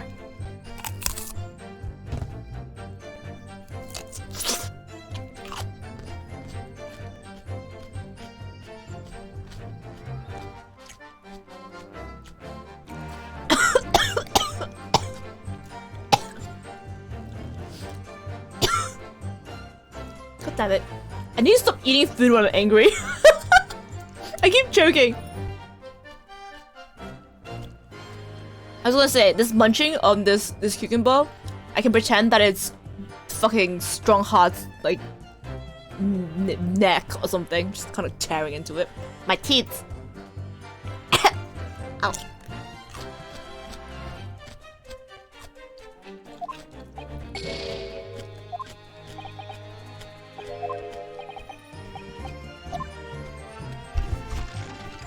Do I have to press it again? Hold it!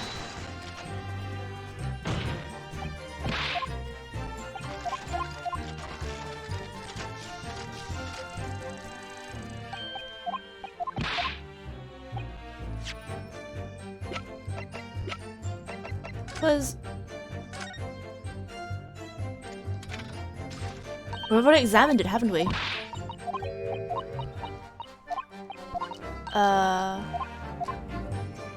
Yeah, we've already examined it.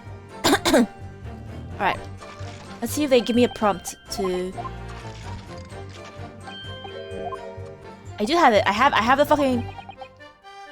Is there a yes, no prompt? There isn't a yes, no prompt!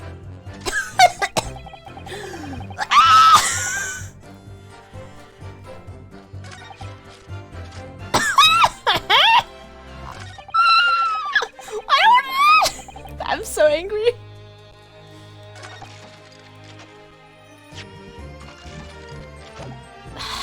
Okay.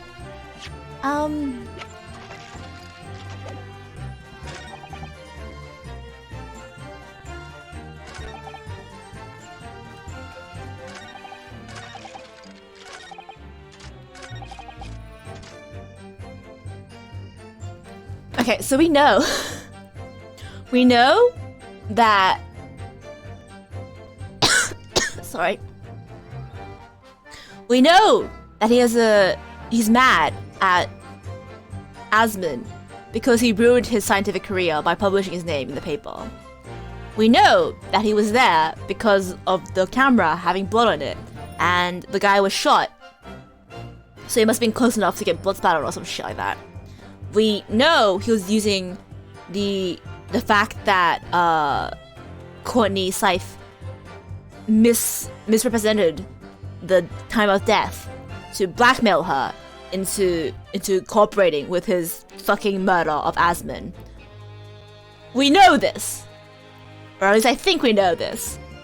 But now we need to build up the steps to proving to Renosuke that we know this. I'm so mad. I'm so angry. Wait, what does Sasato have to say? I need Sasato's advice. What's second Santa? So yeah, we need to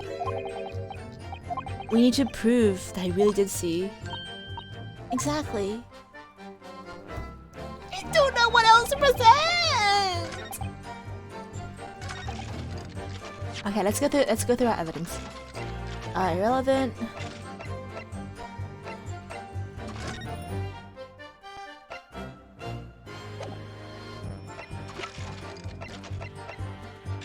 Is there anything in here that we're missing?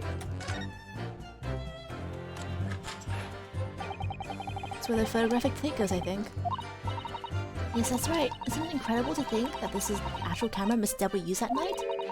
I still never imagined a piece of evidence would be on display at Madison Spells. She's very keen on everything being as true to life as possible though, isn't she?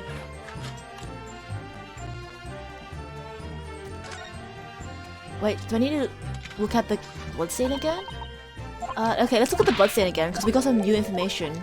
Well, some new dialogue from the back plate. Let's see if we get some new dialogue from here. Look, Miss Naruhodo. What is it? The page is there. Yeah, that's old dialogue. Oh, my. Oh, we don't get any new dialogue. Is there anything else in this camera that we're missing?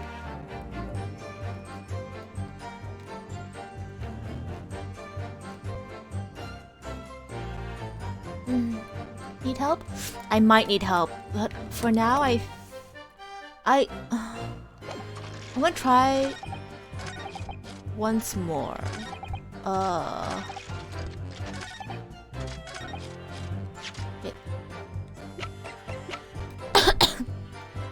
We still have 3. We're still hanging on by a thread.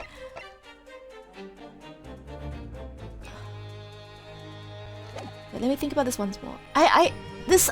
I'm actually really lost with this. Because usually I have at least some idea of what to look at, but like, if it's not the camera at this point, then I truly have no idea what the hell they want me to do. This doesn't seem relevant. I guess I could present the newspaper article. I guess I could present this, but we haven't established yet that... I feel like we need to establish the seeing... Should we establish this first? Okay, I'm gonna give this a try. If I give this a try and this fails, I will beg you for help. Objection. No, immediately wrong. That was a shot in the dark, admittedly, from me. I was a shot in the dark. I wasn't. Okay. Can I get a hint then? Am I looking in the right direction when I say I want to present evidence at this one? Is that the right direction?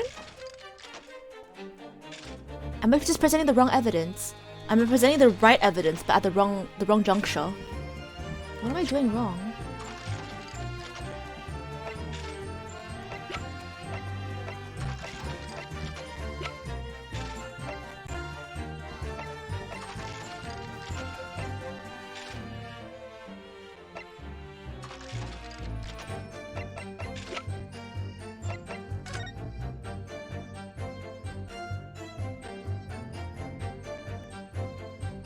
Correct statement, but there's something other than the blood which shows he must have saw the professor.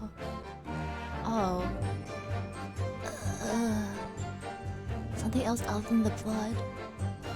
He must have seen the professor. The fact that he kept the head?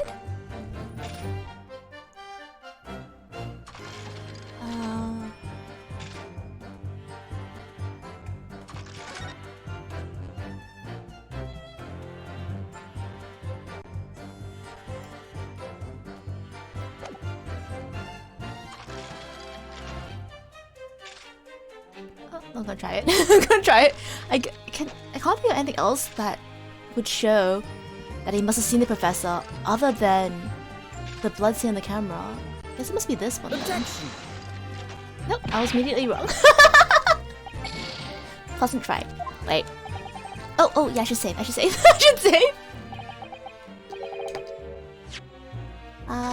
Let's quickly just save a Rooney over here. And go back to my big old empty brain. Okay. Okay, thinking back now, we have evidence. If it isn't the blood on the camera, it isn't the... What else could it have been? Autopsy report, screwdriver, photograph of balloon, bird cage, photograph of Trevor. This is a very weird angle to capture, isn't it? Like, who the hell took this photo? Back in the day when especially they needed some time to like develop. This is such a candid, you know what I mean? It's not that photo. Not this, not this. Oh yeah, I never checked this out either. What did he win it for? There's a little middle plaque here, look! Fostering budgeting talent for the future of scientific discovery. It seems rather ironic, doesn't it? But clearly Mr. Draper really was a very talented scientist. Oh, it doesn't actually say what he got it for. That's not... It wasn't this.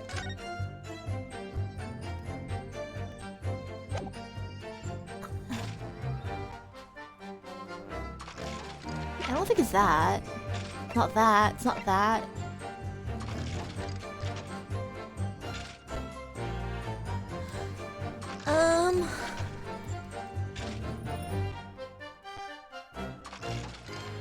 Did I present this already? I forgot. I forgot if I presented this already.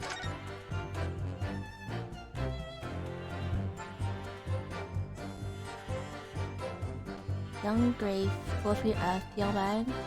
Gunshot rang, bullet pierced. Young man releases scream. Experiences shocking events. I guess we'll try this one. I don't think I tried it. Well, if it doesn't work, I guess I'll just reload. Oh, nope, this was the one. Don't need to reload for now. I'm sorry, Mr. Dripper, but I just don't believe that. Don't believe what? The idea is that he never saw the professor. How do you know he was wearing a mask? Did he say that?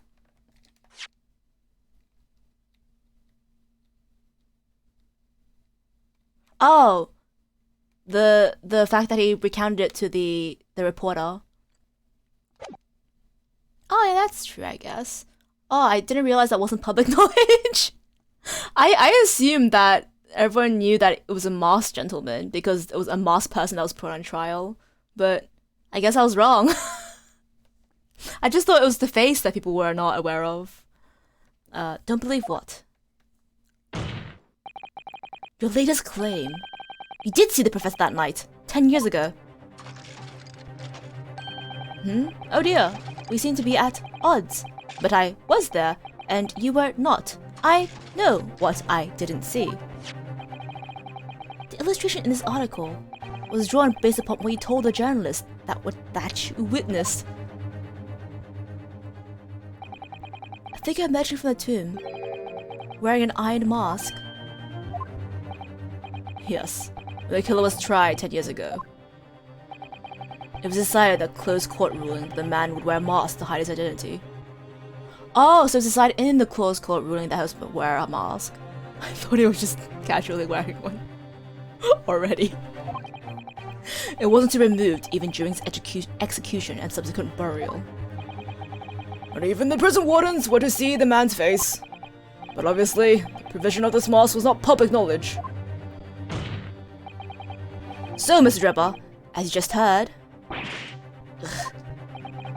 a lowly student of the University of London certainly would have known about the condemned man's mask. So unless you actually see the professor that night, it's inconceivable that the artist would have included the mask in the illustration. Ugh. Alright, we finally got you. Order! Well, Mr. Drebber.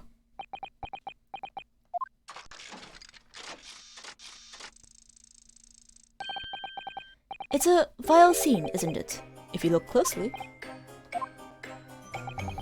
And as I've already been at pains to point out, I was utterly petrified, which is why I had it in my head that it seemed such a blood-curdling sight. But afterwards, I came to my senses and realized that I had been mistaken. You're still saying you didn't see it? If you're stubbornly sticking to that story, witness, then amend your testimony to explain exactly how you think your eyes deceived you. Of course. Only too happy to oblige. I can't believe he's still not going to concede the point. I mean, why would he? He has everything to lose. Why would he admit it? What I in fact witnessed was a fellow grave robber at work. Hold it! A fellow grave robber? What are you talking about? Well, I wasn't the only one busy at the cemetery that night, you know. Other body snatchers were at work.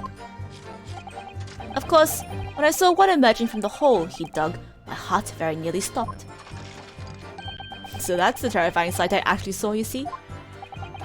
You're claiming that it was just another student on equally insalubrious business as yourself? Many of the medical students would wear metal masks to protect them from bacteria during dissections.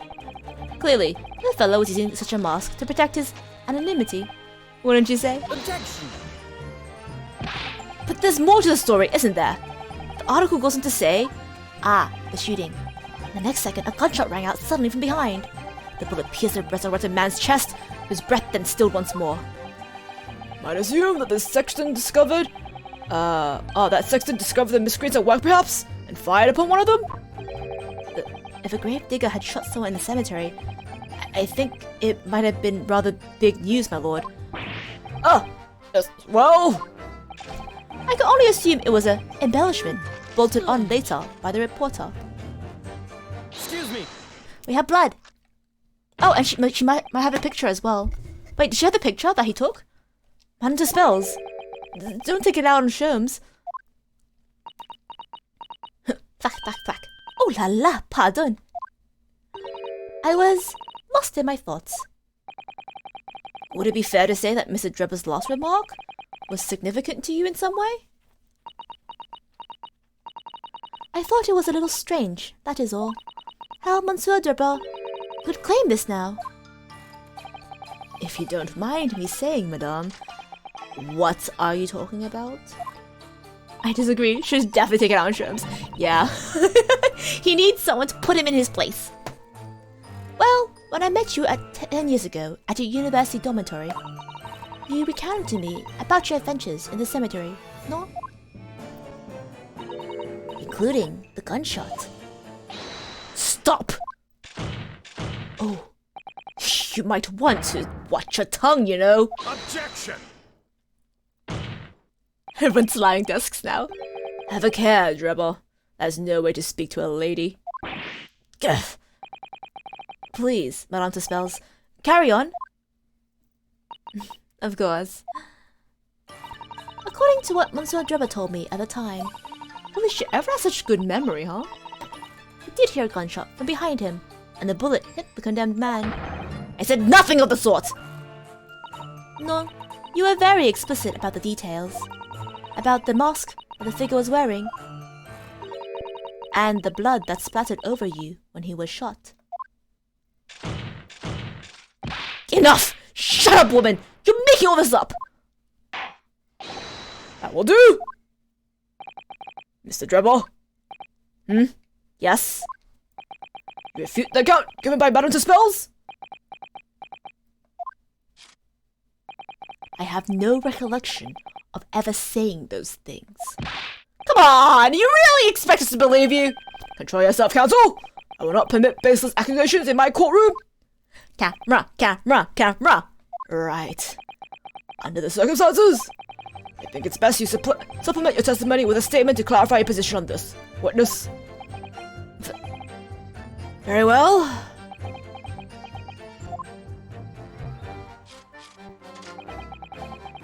There was no gunshot behind me at all, nor any splattering of blood. Oh, do I press or do I just present? Hold it! Yet Madame Spells has testified that you told her about both those details. Not true. I said nothing of the sort. 10 years have passed. Without material evidence to the contrary, you have no grounds on which to question the witness's word. Duh! Tell me, Madame Spells. Oui? What exactly did Mr. Drebber say about the blood that apparently splattered on him? Alas, this is what he told me. All of a sudden, he had a very loud gunshot from behind his back. The bullet hit the figure who was emerging from the tomb, in the middle of the chest, in his heart. One dreadful sight after another. And since Monsieur Drebber was at the time facing towards the condemned man, the blood sprayed from the wound and splattered on his body. That is what he told me. So, not an experience you would ever forget, is it? Precisely, and I didn't forget it, because, as I've already said, it never happened, in the first place. He's clearly lying. If only I had some evidence to prove it. I do. Okay, now I know to present it. We mustn't overlook a single detail, no matter how small. Okay. Present. Got you now, bitch. Mr. Drebber, do you remember this camera? But that is the camera from that fateful night. I thought she was gonna say, but that is my camera from my exhibit. Why do you have that? Did you steal that from me? Yeah, we did. Sorry. We'll give it back, maybe. Yes, we borrowed it from the House of Horrors. Canon. It's canon that he stole it. It's the camera you took with you to the cemetery that night, Mr. Drebber. And is that supposed to be significant? This kind of camera is rarely seen in our homeland, so my colleague and I were keen to examine it closely. We noticed the lens extends forward on the end of some bellows. Like this. Hold it! What's that? Just there on the bellows! It looks like a dark red stain. That's right. It's a rather conspicuous mark here on the bellows, in fact. Good lord! Are you suggesting? Yes, my lord. It would appear to be a splatter of blood. It's kind of that Renosuke takes evidence from the scene and sneakily returns it afterwards to justify his borrowing. Absolutely. He's like, don't mind me. What you gonna do about it? What are you guys gonna do about it, huh? Literally just stealing, oh my god. Something that could be confirmed with a simple chemical test. Isn't that right, Dr. Scythe? It will be difficult to determine if it was human blood, not the blood of some animal. But yes, to test whether or not it's blood at all is simple enough. I propose that Madame Tespel's testimony was correct, and that on the night in question 10 years ago, you were splattered with blood from the gunshot wound. Well, And that furthermore, you really did witness the condemned professor emerging from his tomb. Ugh! Do the robot. There's simply no way you could have forgotten such a traumatic experience. Let me says you. I forget everything. In other words, the only explanation is that you were trying to hide the fact you saw the professor that night. Objection! But why? Why would he want to do that? Well, not for his own gain, it would seem. For whose then? Who could benefit? Mr. Drebber is obviously lying in... Oh my god, I can't read. Mr. Drebber is obviously lying in order to protect somebody. My goodness! Is he shooting someone? Oh, he looked over. Yes, my lord. And clearly, it's someone who doesn't want the truth about the professor coming back to life. To be exposed. Well, Counsel, who is it then? Do I have to spell everything out for you? Who is this witness he's trying to protect by lying about what he saw that night? Take that! The obvious answer is Dr. Scythe. Scythe? What? Whatever do you mean? Oh, I love her. Imagine if the convict who's been sentenced to death was not in fact killed. Imagine if that was to come to light. What are you insinuating? And imagine if the convict in question was the country's most hated mass murderer.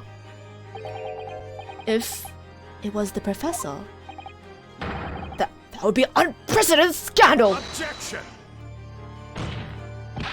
This is beyond a joke. Need I point out that the dead cannot come back to life? What are you suggesting? Well, what you're suggesting would mean that the execution never actually happened.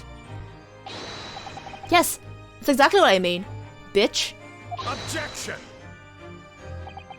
Once a man is sent to the gallows, he hangs. No one could escape, not in Great Britain. Objection! But the fact is, there was a witness to the fact that the man did escape his hanging.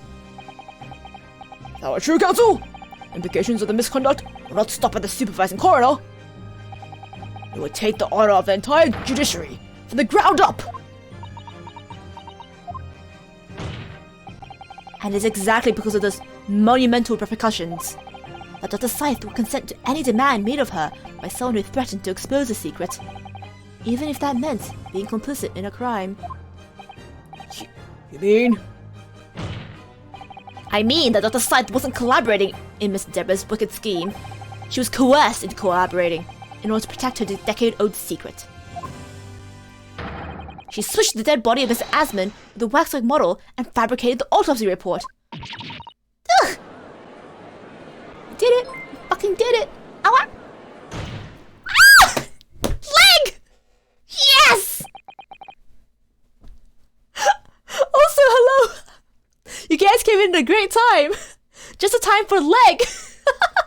Hello! Hello, Ani-chan. Welcome, Raiders! Oh my gosh. Oh my gosh, thank you for the follow, Oni-chan. Yeah, say leg! Perfect timing. I love his leg salam. It's so good. Wolfen Sykes? Pray forgive my freshly filled hallowed chalice. And a whole raft of other discourtesies now. Well, at least he admits it. Goodness me! It's just the sort of tall tale Londoners will enjoy, I grant you. And an executed killer rising from the dead, a Scotland Yard cover-up, a conspiracy at the highest levels. So I let myself ask you one thing. What's that? If the condemned man really did emerge from his tomb that night, only to be shot in the chest, who pulled the trigger? God, he's so extra. and dispose of him forever. Well, I have no idea at the moment. We have too little information to work with. That out at the present, I think. I couldn't agree more. Fucking new glass already. The Old Bailey is no place for wild fantasies. Ugh. And have you considered this, my learned Nipponese friend? Considered what? Do you realize what a dangerous endeavor it would be to coerce this woman into such criminal activity? It's tantamount to declaring war on the entire British police force and judiciary. Right, hard to imagine any sum of money being offered for research would warrant it. To rely on some stage deception when so much at stake would be madness. Well, I suppose. And this is no petty crime either. The victim was murdered. A man who's already invested money in the venture and will be instrumental to future profits too. Yes, I had no reason to kill Mr. Asman at all. Or are you forgetting that his death resulted in me Not receiving a single penny. The court is already aware of the contract between myself and the victim, no? Barak thinking we're all just living some Sherlock Holmes story. Truly, I feel like every case Renoski gets dragged into, it just ends up being a bloody Sherlock Holmes story. But no, we already have a reason. He has motive! Is the contract? That's very true. The motive for this case runs deep though. I can feel it. Using threats to force the hand of the forensics investigation team to cooperate is extreme. Especially for a government grant he had no guarantee of receiving in the first place. If the research grant was the aim, taking Mr. Asman's life would have made no sense anyway. Which means the motive is different. The motive is different. It's revenge. Mr. Drever's motive wasn't money at all. He was just trying to kill Mr. Asman. But why? What was his motive then? Your time is up, my learned friend. I'd say you have one last chance before the jury loses their patience with this charade. Bitch! Let's see if you can back up your heady proposal, shall we? Oh my god, he dodged!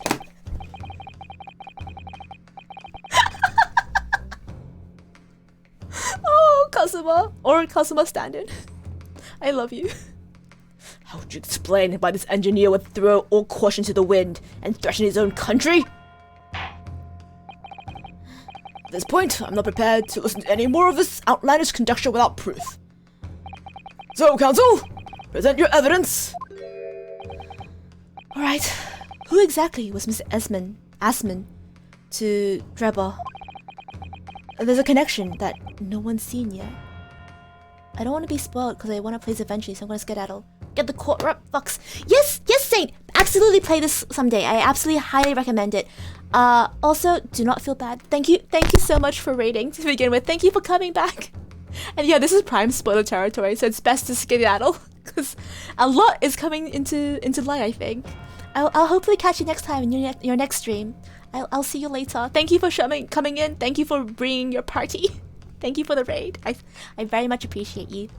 But yeah. Don't be spoiled. No spoilers. No spoilers. This is good story territory. Also, everyone else who wants to play this game or is thinking of playing this game, I highly recommend it. Don't let me spoil you. Although if you want to watch the whole playthrough, I do have the entire playthrough of this game on my YouTube channel, which should be linked below. In case you don't want to play yourself, want to watch me fail through it instead. But yes, here's the crux of the battle. We found the fucking connection. There's a connection that no one's seen yet, and I'm going to have to present. Oh, okay. 2 pieces of evidence, huh? 2 pieces of evidence to show what that is. Okay, 2. Yes, my lord. I only got 1 left. I only got 1 penalty left. Wait, 2? The evidence that establishes a motive and explains why the witness wanted the victim dead is right. Wait, is it the contract? And the article? Because the contract gives you evidence of his signature, while the article gives you, like, he's the one who wrote it. I think that's it. Present. Take that! Oh, thank God. It's this newspaper article, my lord.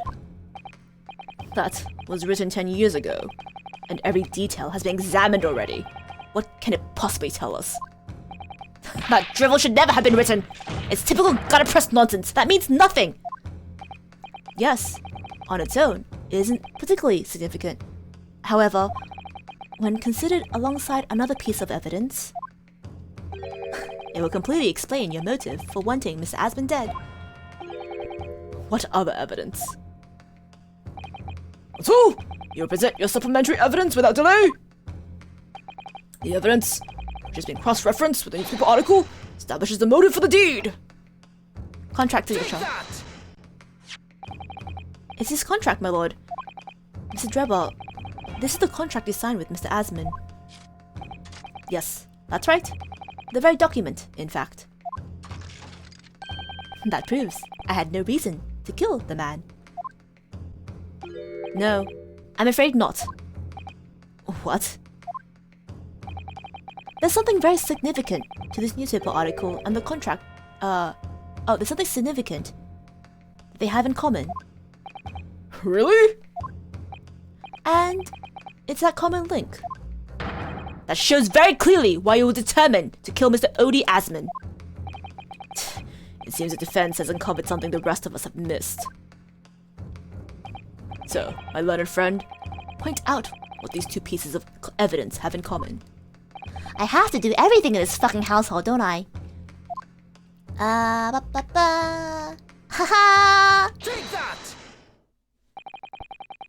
What these two pieces of evidence have in common is a signature. A signature? The signature on the illustration that accompanies the 10-year-old article and the signature on the contract belongs to the same person. What? Gah!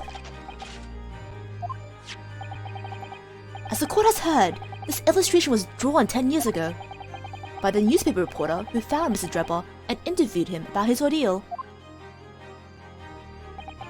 If you look closely, the reporter's signature can be seen in the bottom right-hand corner of the drawing. Bet you seen that coming, huh? I feel bad for him. If the spells hadn't carried along with her like a 10-year-old article, would have no ground to stand on. But because she seems to fancy carrying out old articles in her purse or whatever, man, this guy's fucked. And if you look at the contract here, which was signed between witness and the victim last year, you can clearly see Mr. Asmund's signature at the bottom. You see now? Good lord, yes! They're identical! In short, the journalist who drew the illustration and wrote the article published by Mr. Drebber 10 years ago was the victim of this case, Mr. Odie Asmund.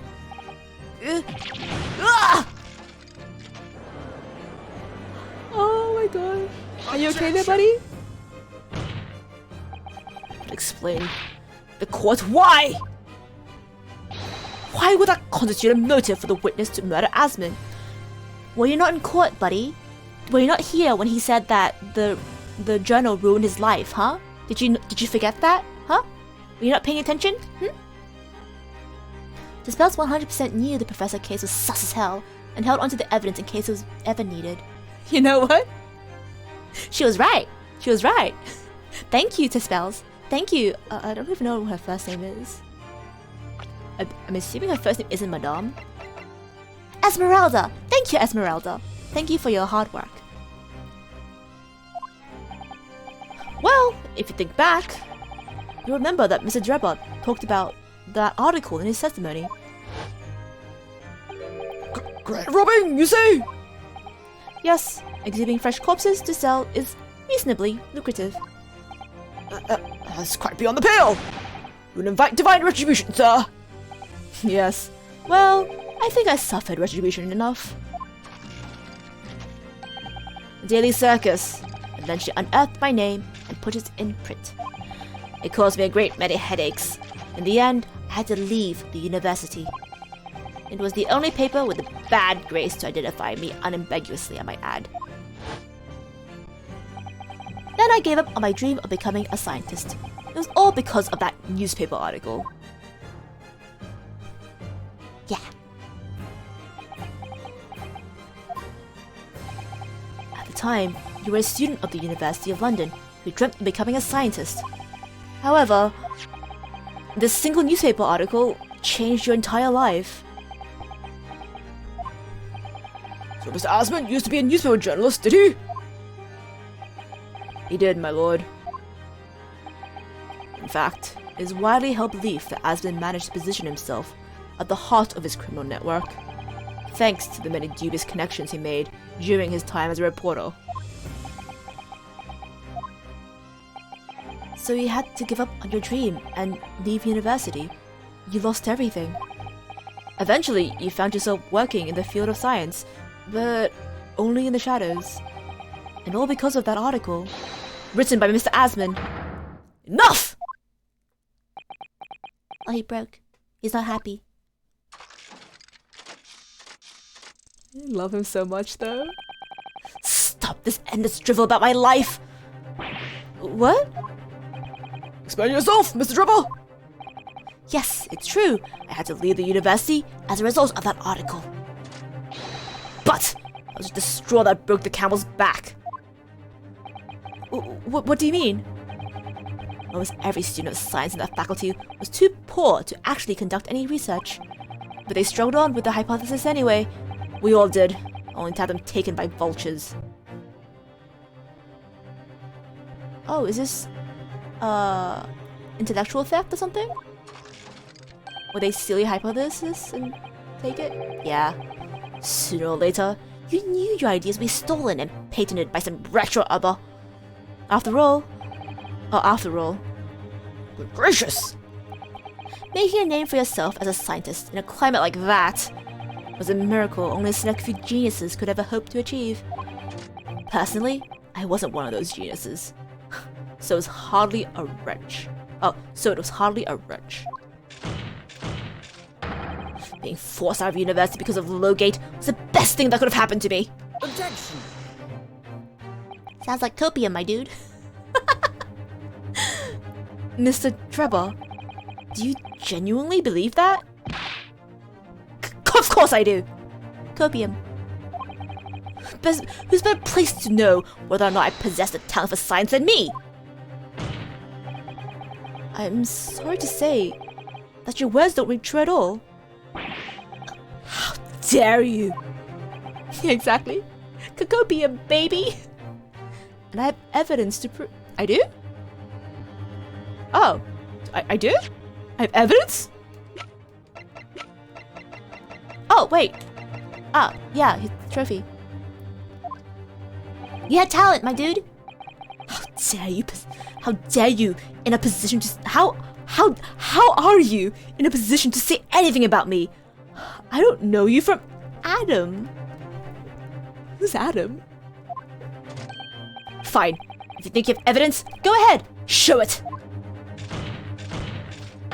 What could you possibly have to disprove the idea? I was happy to leave the university because I lacked talent. You didn't lack talent. You had a trophy. Take that! Do you remember this, Mr. Drebber? We found it at your workshop. We stole it from your workshop? Sorry. Oh, we'll give it back. You can have it back. Is that a Royal Society trophy for excellence in science? What exactly is this trophy, Counsel? It's the greatest honor that can be bestowed on a young scientist, my lord. There's no higher accolade. It recognizes emerging talent and promises a bright future. Good gracious! Your prospects for the future were excellent, weren't they, Mr. Drebber? Because even then, you were a genius in your field. But you lost everything. You had no more future. Your talents would go to waste. All as a result of this one newspaper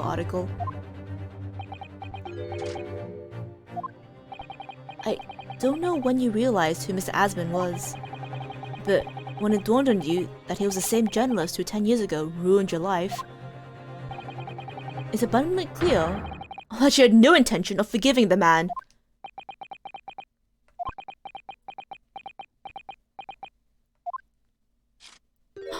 Oh, he looks sad. The truth is... Finally, he's going to fold.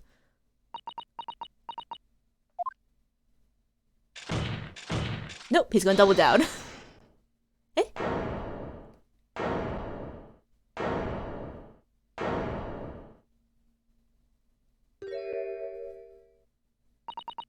Huh. Fine. Clearly, this has run its course now. What? I admit it. All of it. Wait, what? What? What are you doing? It's exactly as the Japanese man said. I was coerced into going along with this man's plot to murder the victim, on the condition that he kept my dirty secret from 10 years ago. Wait, what? Wait. What? Huh? No. Good Lord! Wait. What? What? Dr. Scythe? Do you realize what you're saying, woman? It's all true. That day, when I arrived at the Crystal Tower and saw the birdcage, my heart nearly stopped beating.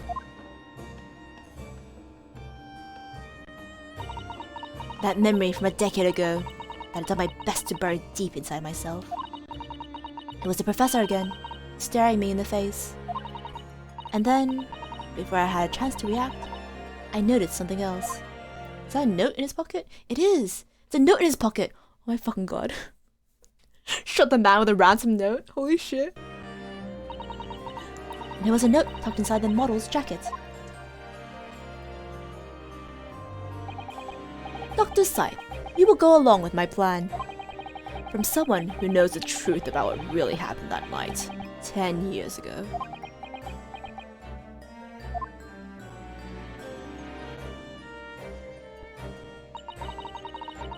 All the instructions were there in the note. Every detail was meticulously written out. I had no choice but to do what it said. I made the necessary alterations to the scene and fabricated the autopsy report as instructed. There was really no choice. It had to be done to protect the judiciary. I can only apologize now. I mean, if your judiciary is really so frail, perhaps you may think about it reform? Just a suggestion. Why on earth would you buckle now? Well, there's no point trying to hide it anymore, is there? I would have done anything to stop it from coming out. Even collaborate in a murder. But the great lie about that execution 10 years ago has been exposed. Whatever happens, I'm finished. So then, Mr. Drebber, what do you say to that? Your accomplice has admitted everything.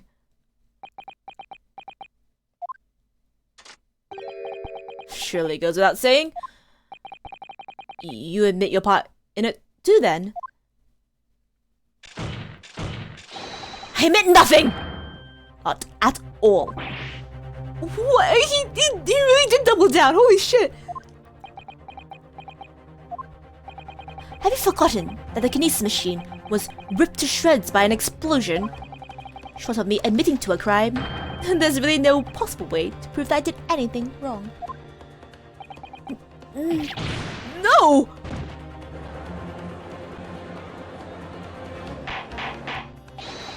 Order! Whatever this man says, I admit everything. He threatened to expose my secret, so I went along with his plan. And Lord Van Zykes. Yes? I hope you accept my apologies. What happens next is in your hands, of course.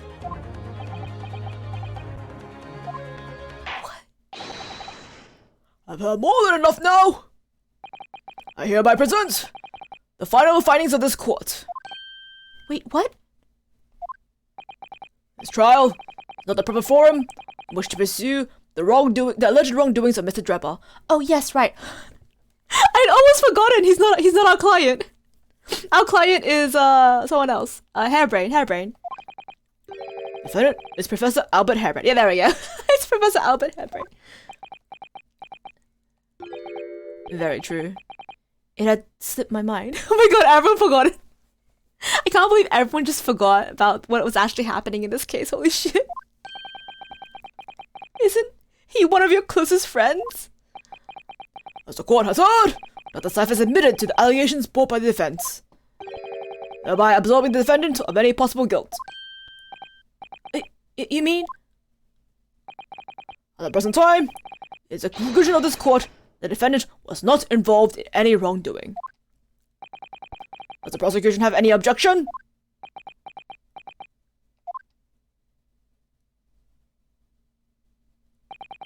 None. My lord. Congratulations, Mr. Naruhodo. You've proven Professor Hairbrain's innocence. Without further ado then, the adjudication. Unless the prosecution or defense have any other matters to discuss. I want to know who's your friend. And strong heart too. Oh my gosh. I don't know. This doesn't feel quite right. No, it doesn't, does it? Why did Dr. Sight suddenly admit to it like that? Yeah, because it felt like he was about to double down. There was no reason for Dr. Sight to suddenly take it on herself, right? Like, what the hell? What the hell is going on? Is everything alright, Miss Naruhodo? Like I said before, the way the trial is set to end now, the judge will certainly deliver a verdict of not guilty. But if that's really what we want? But is that really what we want? The defense should be... What the defense should be pushing for now is...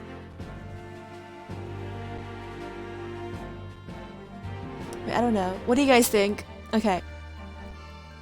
Cause in my head, we have done what's necessary of us as the defense attorney for Mr. Albert Hairbrain. We've done our job, we've proved his innocence, that's it, that's done and dusted. But at the same time, we're sitting on top of it uncracked, a Pandora's box, as you might say. Fuck, what do you guys think? What do we... It should be a different case. It should be a different case. Maybe during Drebber's... Realistically, we're chilling, but curiosity did kill the cat, right? I don't know. I don't know. I'm undecided. Like in my mind, we've done our job. Asking for further testimony now is not only beyond our role for this case, but like it's not only beyond our duties, it's beyond the realistic realm of this case as well. This is a completely different case. I think we should ask for immediate adjudication. All the stuff with how all the sus stuff should be resolved in maybe Drebber's case. That makes more sense. Yeah. If the judge chooses verdict now, Professor Hairbrain will be found not guilty without any doubt. Yeah, that's what we want. Is something troubling you, perhaps? Yeah, but it's probably nothing. In the antechamber, during the recess earlier, I did give Mr. Holmes my word though, didn't I? I told him Is this game gonna fucking railroad me again? I swear to god. Is this game gonna railroad me again? I told him I'd pursue any doubts I had about the truth to the absolute last. If a game is Sherm's your word, then it most certainly isn't nothing. And it means there's only one right answer here. Why give me the illusion of choice if you're just gonna fucking tell me to go on nonetheless? When does an AA case ever let you go without figuring out what happened? It's not our job! No wonder your judiciary is in shambles! Your entire legal system is a sham! You can't just start pursuing random new cases in the middle of a current case! That's not how the law should work! You guys all fucking suck! You suck! You suck! Sherlock sucks! The judge sucks! Fuck you, Baroque! So angry. Like, I'm not mad about, like, going further on. I'm mad about them not giving us a choice. Like, if you're gonna give us a choice, give us the actual choice. Don't fucking tickle my balls like this. God damn it. This is fine. This is fine. I'm not mad. I'm not mad. Who? Me? I'm not mad. No, I'm not mad. Yes, you're right. I don't know why I was ever wavering. Objection. The defense objects to the trial ending at this time, my lord. I beg your pardon? We demand one final testimony. For what fucking reason, bitch? God damn it. Not mad? It's not copium. I'm not mad. I'm not mad, I'm not fucking molding. Order! You do realize I'm adjudicating in your favor. In favor of your client, I presume? What are you playing at now, my Nippity's friend?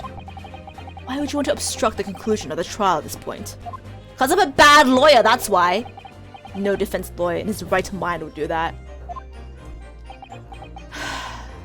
Honestly, Renosuke, just fucking pursue a career in detective work. I think that's your true calling. Stealing evidence, rifling into people's business, not letting leads go. Yeah, that's detective work. Just be detective. Don't be defense lawyer.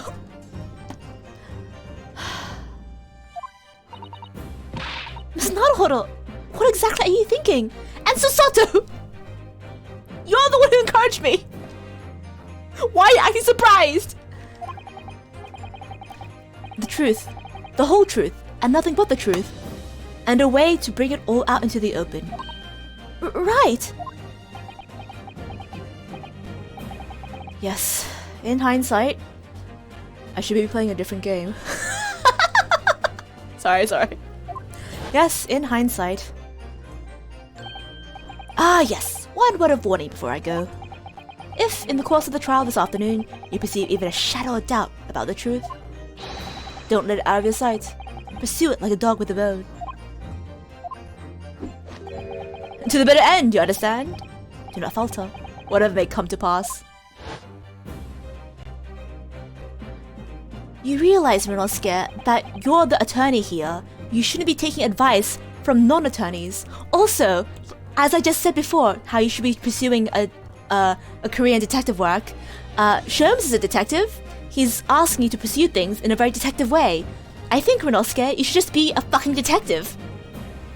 You know what? Listen to Gina. Join Scotland Yard. Get a dog. Become an inspector. Gods. I'm sure Mr. Sherms knew. He must have deducted this would happen. Oh, deduced, sorry. Yes, I'm here in court to advocate for my client and to secure an acquittal.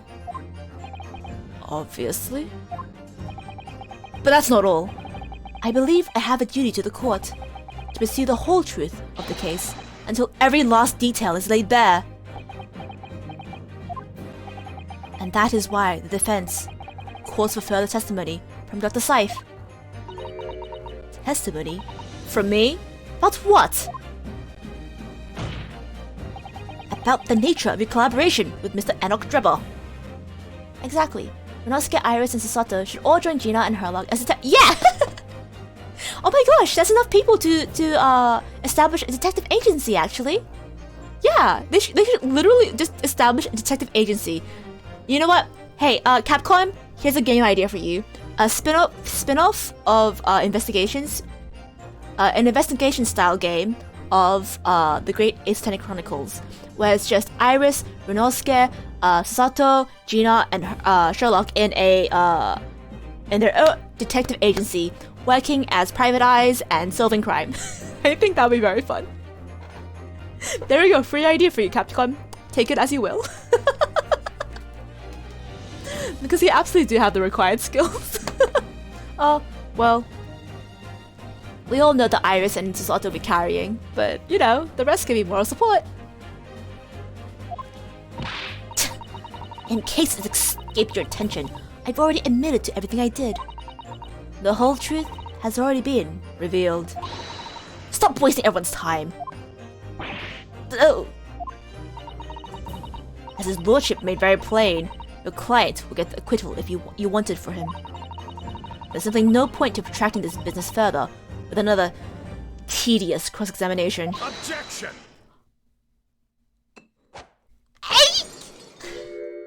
Right into the public gallery. Oh my fucking god. I slipped. Pray forgive my careless handling of that hollowed bottle.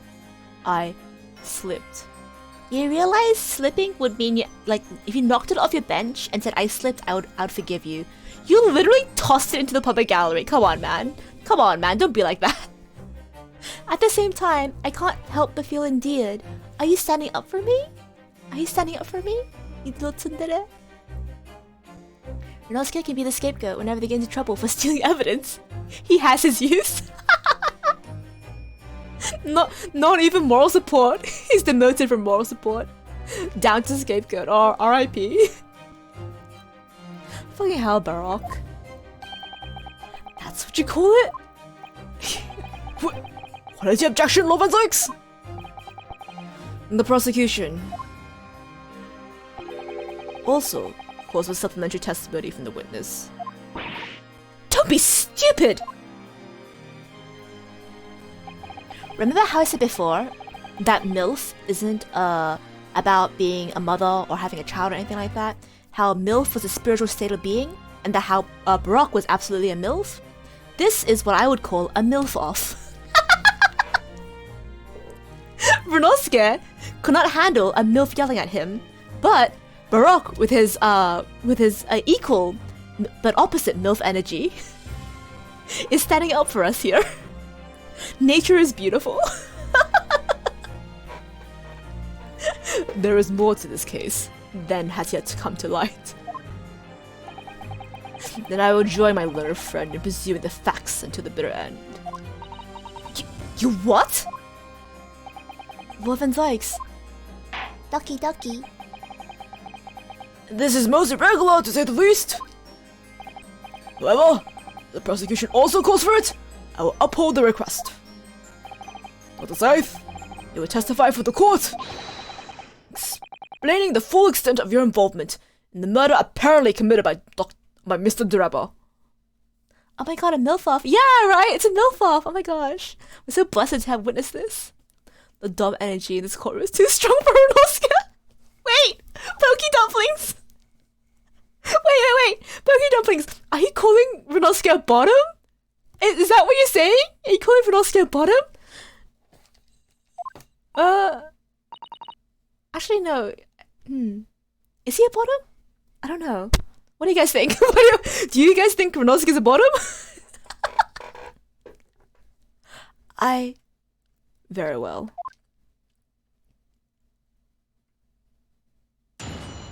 Witness testimony, let's go! The waxwork plot. It all began at the scene when I saw the waxwork and the note tucked inside its jacket. You are? Pokey Dumpling stands up. Stands in the Renosuke as a bottom corner. I don't know, I'm unconvinced because, like, he has his spine. Actually, does he have a spine? What is a bottom per se? Like, what makes a bottom a bottom? Is it a lack of self-confidence? That's not it, is it? You can be, I guess that is dom energy if you have confidence, right? So it's sub energy if you don't have confidence. But I guess you could, What makes a top and a dom? what makes a dom and what makes a sub? Is it just the vibe? Because if it's confidence, then yeah, maybe Renosuke is. Maybe he is. Bottom. I didn't expect to come into this argument when I started this game, but here we are. Back on track.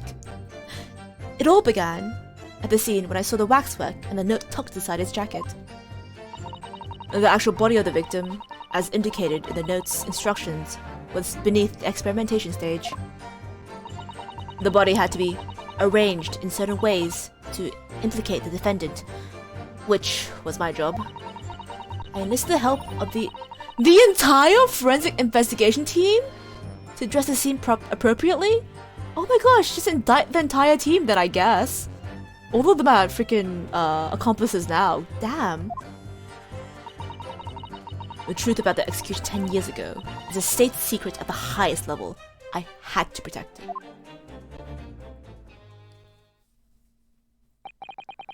So I was right. The stage and the machine were all specifically designed for the deception. So it seems, all meticulously prepared. You did well to see through it. You are a very shrewd boy. Ooh, Mommy gave me a compliment.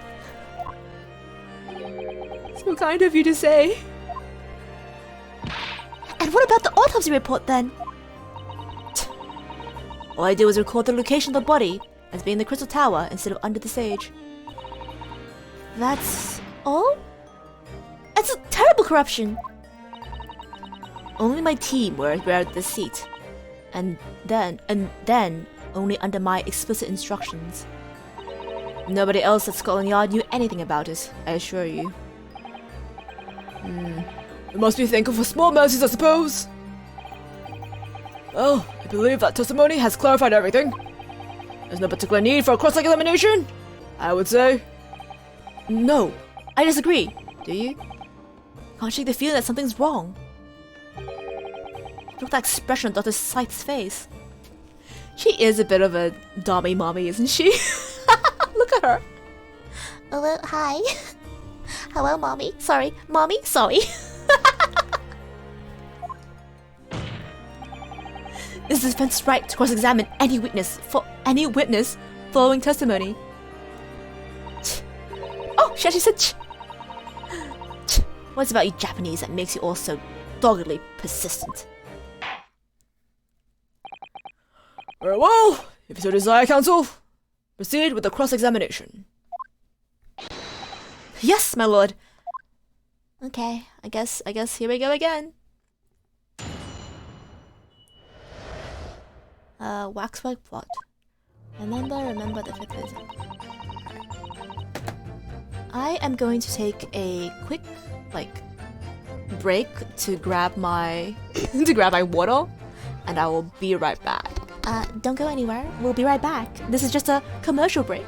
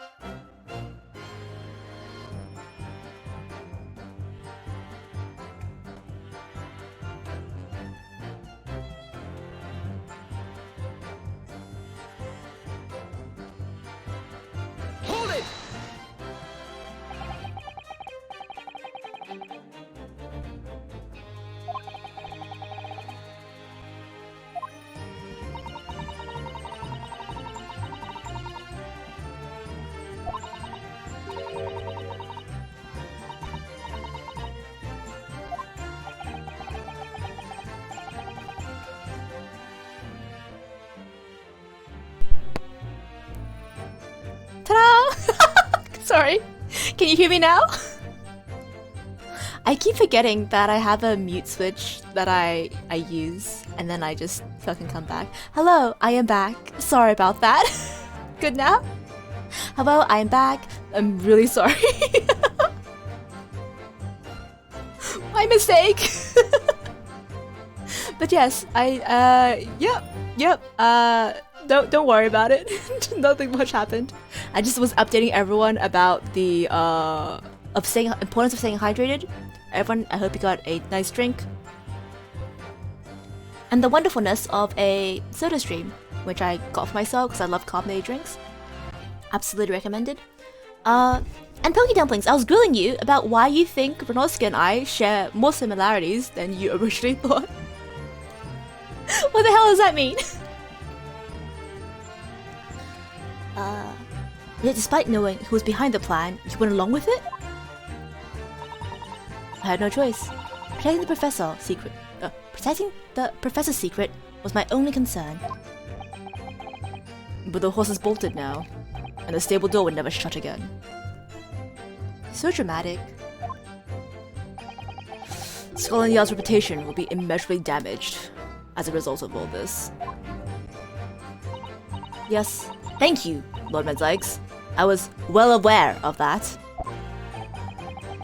I mean, you seem quite taken by all the strong characters in the room. I mean, is that a bad thing?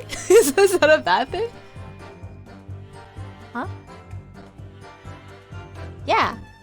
I mean, this game is full of strong characters.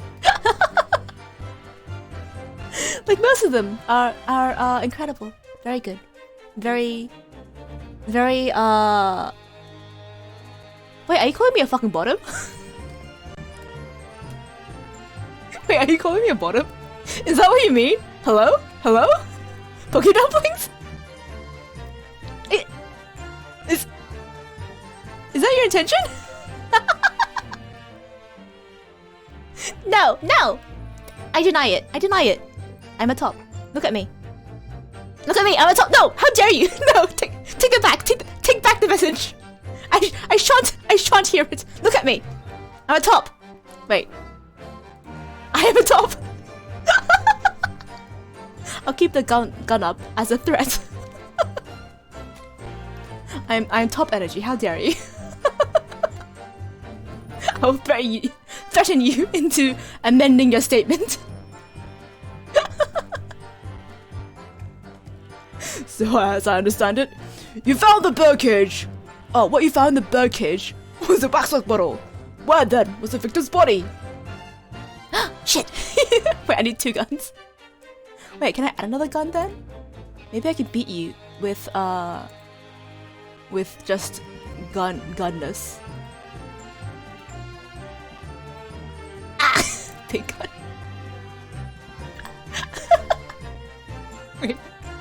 Wait, check this out. Horizontally? Oh my gosh. This has turned into this is a threat.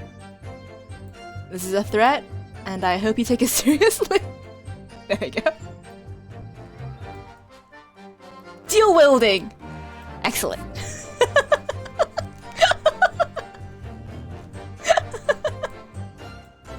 It seems we're at an impasse. Oh no!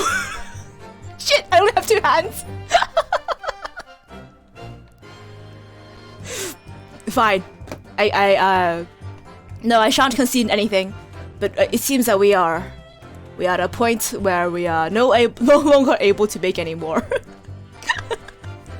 deductions. I will put away my guns respectfully, and I hope you do too. And the truth shall forever remain, the truth shall remain uncovered? Covered? Yes, covered. What truth? We don't have the truth here. No. So where was the victim's body then?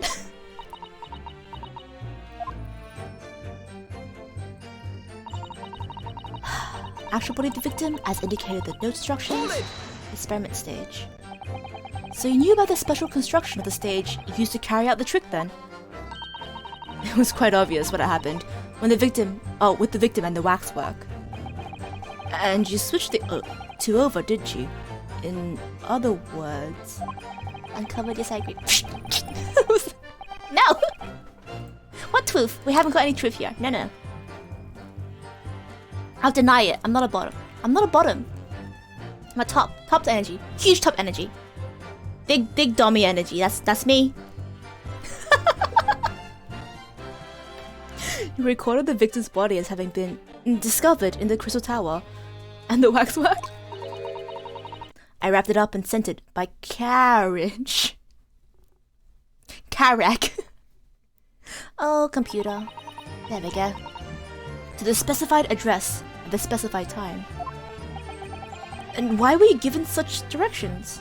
I mean, presumably to make sure that the crime came off without a hitch, right?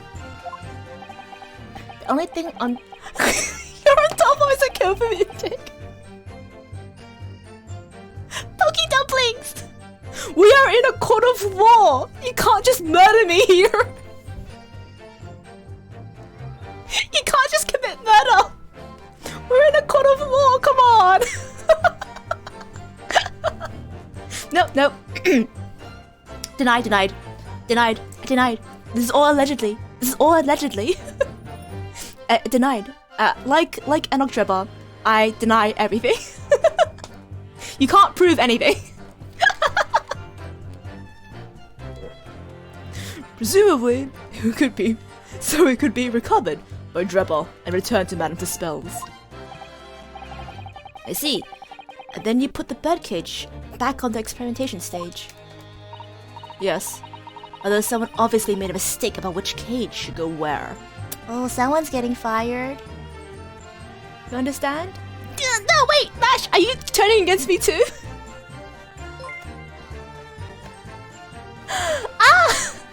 Hello, Shion. Welcome. It's okay. Just like Enoch, the world is... No! I'm not a bottom! I am a top. How dare you? Wait, no, Shion. You come at a bad time. People are accusing me of being a bottom. I'm not a bottom. I mean, I have huge top energy. Look at me. Huge top energy. But yes, hello, Shion. It's so good to see you. And welcome to the workforce. I hope you have a good time here. I hope you have a good time here under my dominion. Me, a huge top with huge dom energy. Oh no, already chat bullying. It's not bullying if they're objectively wrong. I'm not a bottom. I stand by that. I'm not a bottom. You hear that? That's the last I'm gonna say on the battle. I am not a bottom. I am a top.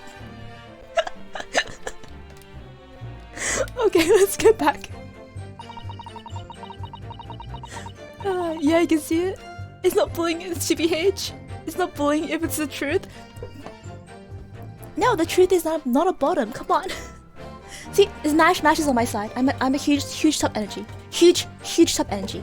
Big dick energy. Massive schlong. When I put my schlong on the table, the entire table shakes. That's how big it is. And that's not even talking about my balls. Oh, hello, Sarah. Thank you for the follow. Oh my gosh, wait. I'm sorry. This is a very bad conversation to suddenly join in on. I promise I don't always talk about my dick and balls. But I'm trying to make a point here. I'm trying to prove something.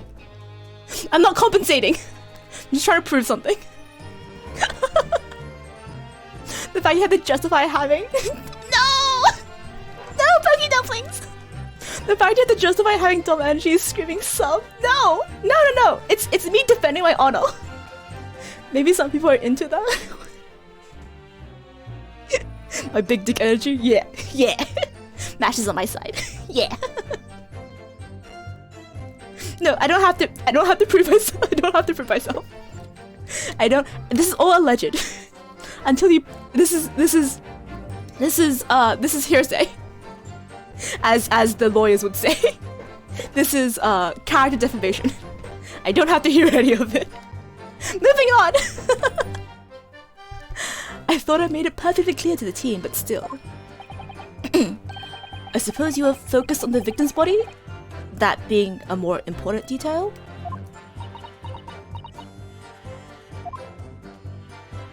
Don't worry, find someone to accept this subside. No, I don't have a subside. So it's fine, I don't have to find anyone to accept it. It's fine, don't worry about it. It's time to move on, yes. You didn't win any argument, because there was no argument to begin with. That's my stance. The body had to be arranged in certain ways to implicate the defendant, which was my job. Hold it! When you say arranged, I presume you mean with this? Oh, was it actually stabbed post-mortem? Yeah, it would explain the lack of blood, right? Hello, thank you for the raid, Zinny! Hello! Welcome everyone. Ah! Yes, it's yours here too. Hello, how are you? It's time to fucking duel. Let's go. Hello. Welcome. We're in the middle of a Ace Attorney case. We're playing. Currently, we're playing the Great Ace Attorney Chronicles. I am ripping this woman apart with my facts and logic arguments.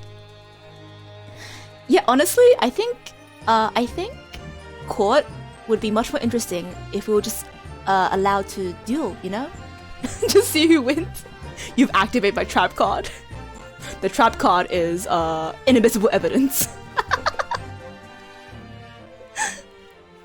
Oh gosh. But no, unfortunately we have to do the boring way.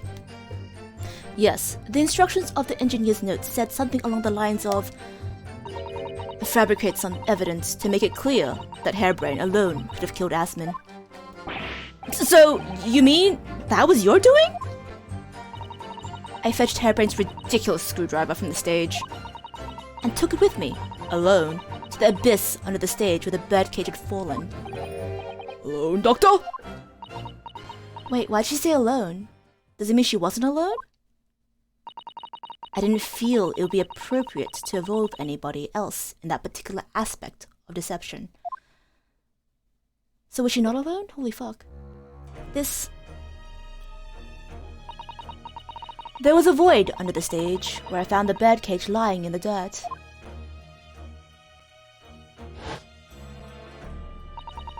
I approached it, leaned down and slowly opened it up.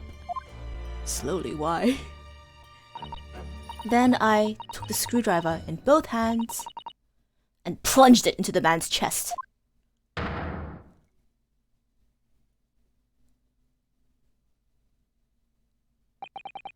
And then you noted that in your fake autopsy report as a fictitious cause of death. So I was right when I said it was a post-mortem. Oh, hello, Lazy Constantine. Hello. Thank you for coming along with the raid. But this... Yeah, because there wasn't enough blood, I thought, for it to be, a regular stab wound. So it was a post-mortem stab wound. It was a fictitious cause of death, just to implicate Hairbrain. Exactly. So, the actual cause of death was... broken neck? The trauma resulting from the 30-foot drop. That makes sense.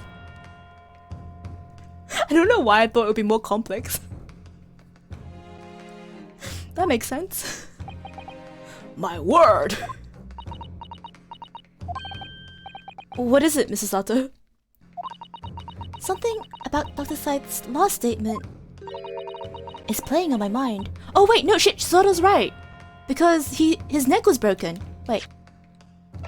Time of death? Hemorrhage?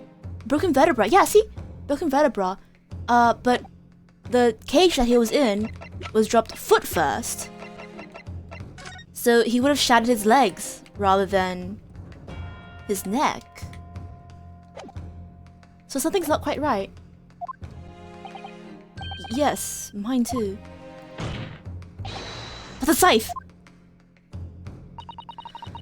There's really no need to shout. I can hear you perfectly well. The defense calls for you to add what you just said to your formal testimony. Oh? Which part? What do I want to hear her supplement her testimony? Is the real cause of death. The real cause of death being the fall from 30 feet. That part. Fine. If that's what you want. Just stop yelling, please. And the prosecution concurs. I'm a shouty boy. Very well. Very well. You will supplement your testimony now, witness. If you wish, my lord. Okay. The hardest contradiction in the game, allegedly. Oh, is this the hardest? This is the hardest contradiction? What? Nani? Wait. Should I? I'm really tempted to just present it right now, but I only have one penalty left, so I'm afraid. Wait, I'll save again. I can do that now. I can save. Oh, there we go. Save. Play it safe. You remember this contradiction? Should I play it safe? I'll play it safe then. Hold it! I'll just do all the pressies and then I'll see what I can. Are you quite sure of that? It was a result of a broken neck? Yes, as a professional, that was more than apparent. You'd never know just by looking at the photograph of the victim though, would you? No, that's very true. Obviously not. Which is precisely why coroners are needed to determine the actual facts. Yes, assuming they can be trusted. Stone cold. Stone cold. And there's no point calling her assessment into question without evidence. Let's get back to the testimony. Very well.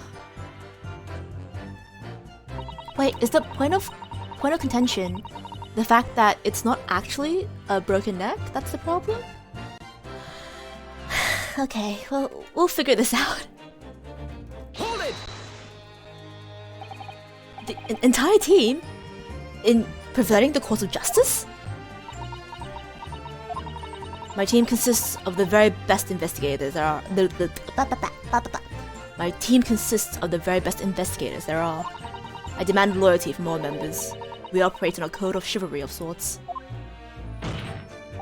You aid and abet a murder, commit perjury, and dare talk of chivalry?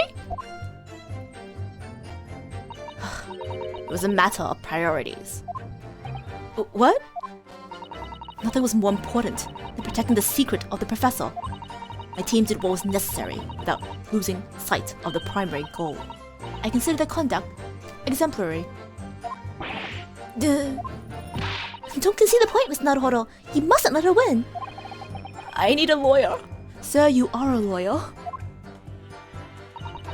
I'll take the silence as a tacit acceptance. Now, can we move on?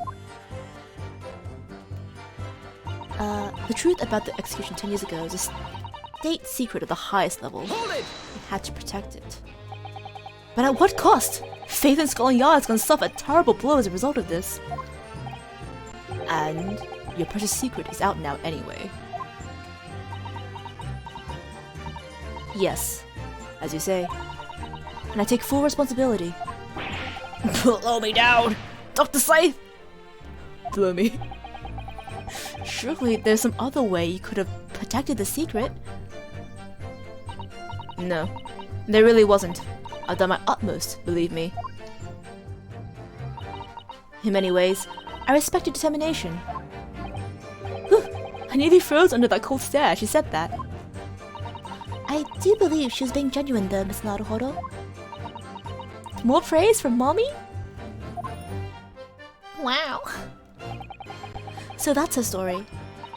She's admitted everything and revealed her full involvement in the crime. I do wonder if there really There could really be much more to it. Well, I don't know, but I just have a feeling. You do, Mr. Naruhodo. The truth is, I find it strange too. How those two are reacting in completely opposite ways, I mean. How those two are reacting in completely opposite ways. Oh yeah, she's smiling. While he seems distraught. Oh, poor Dreppa. You okay there, boy? Yes, exactly. For some reason, I feel sure they'd still try to hide something. I wonder if she's throwing him under the bus now somehow. Okay, now that we press everything...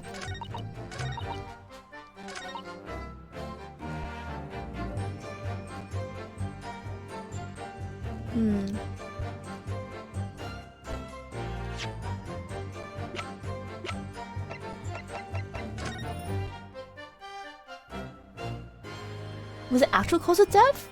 The neck thing? Did she lie about that? Maybe I should have gotten the... maybe I should have gotten the testimony about the other thing, about how she plunged the thing. Wait. Hold it! Let me see if I can get the other piece of evidence.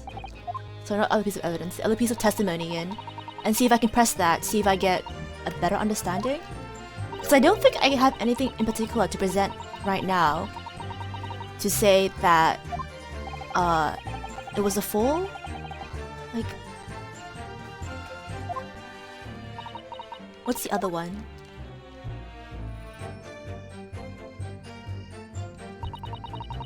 A bed cage, open it up.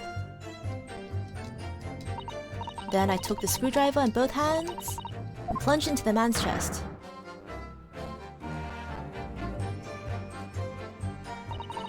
All that, it was simply a matter of recording the stab wound as a cause of death in the autopsy report.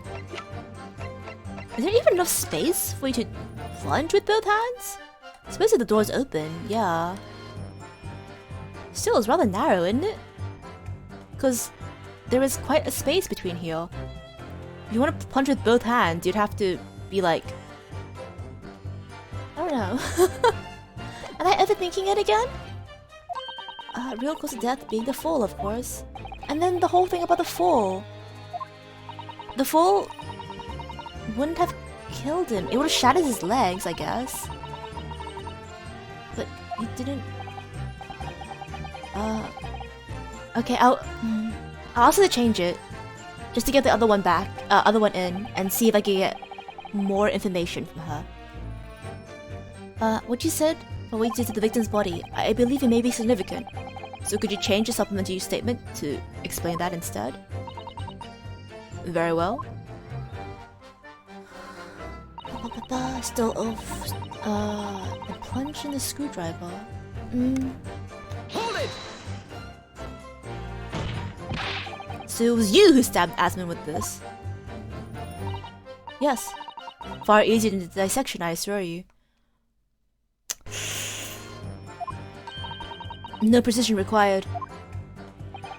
What a welcome change! The victim died instantly from a snapped neck.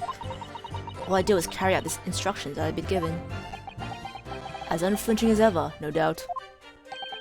I imagine he didn't bat an eyelid when he drove the weapon into his body. There was no need to bat my eyelids. And what else did you do to twist the facts? Why the court, why don't you? If you wish. Wait.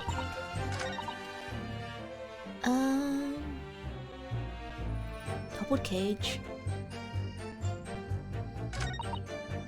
No, I think... Yes.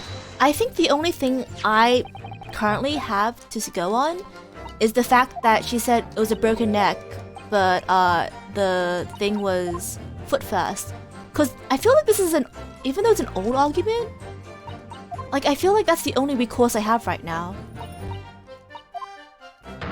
Because the other one, the one about the screwdriver, I don't think I have anything to go against that right now. Okay. I'll have to change it, and I'll try. And if I fail, so be it, I guess. Oh, I only have one penalty left. I'm gonna fucking fail this case. I'm gonna have to reload. But I don't know what else to do.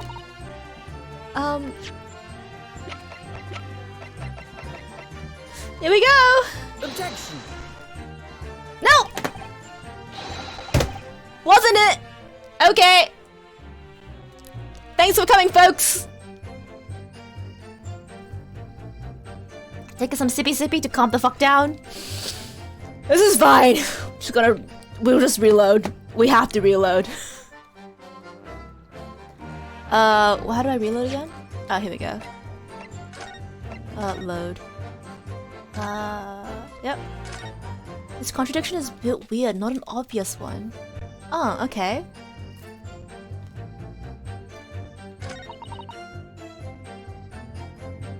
If it's not the obvious one, then I maybe would have to go back to the other one.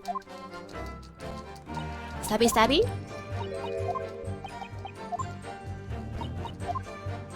Cause Ace Attorney games traditionally they don't like you reusing old arguments. They prefer you to come up with newer, crazier ways to explain how things go.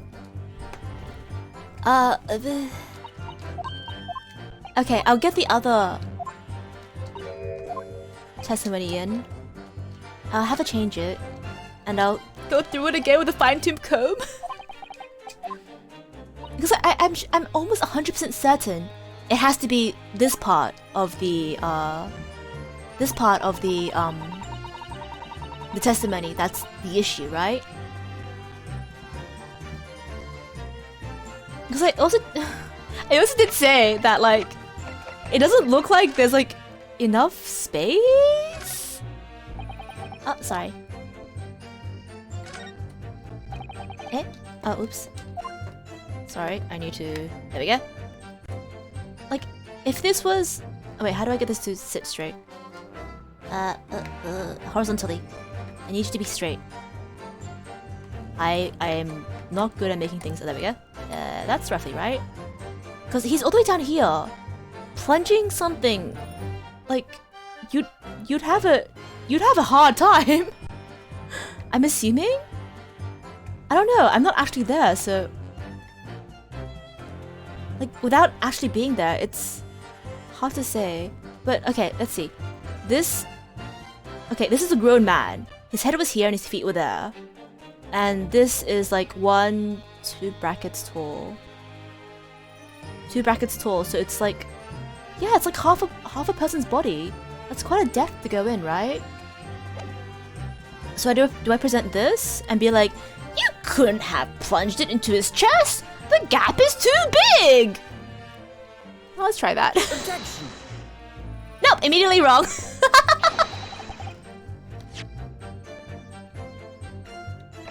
We'll try again, folks. I feel like I'm cheating. I hate reloading.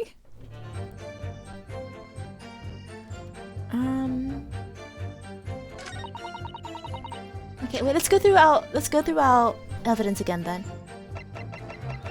Can I say it's this? You couldn't have plunged with this because your grip would have like immediately slipped. Because if you're holding onto this, there's like nothing at the back. Your grip would have immediately slipped off. But I don't know if that's like a logical argument or not. Would I like a hint?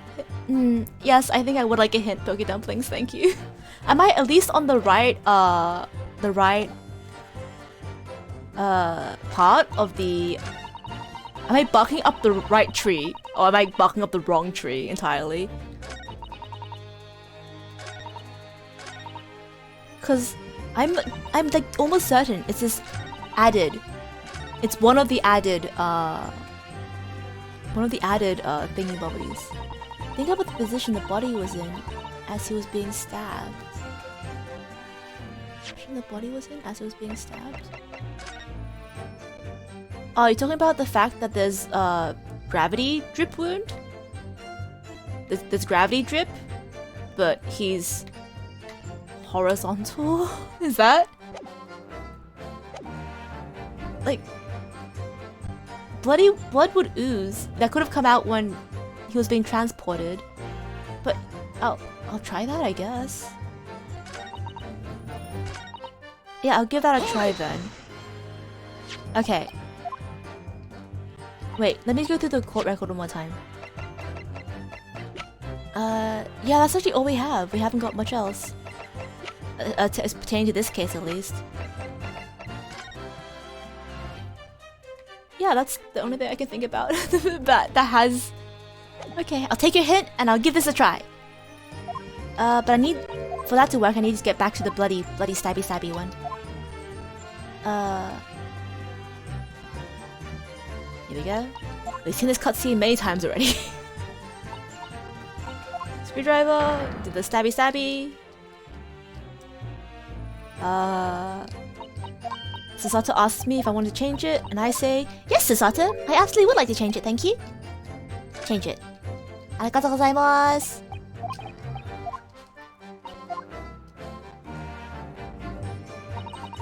Okay.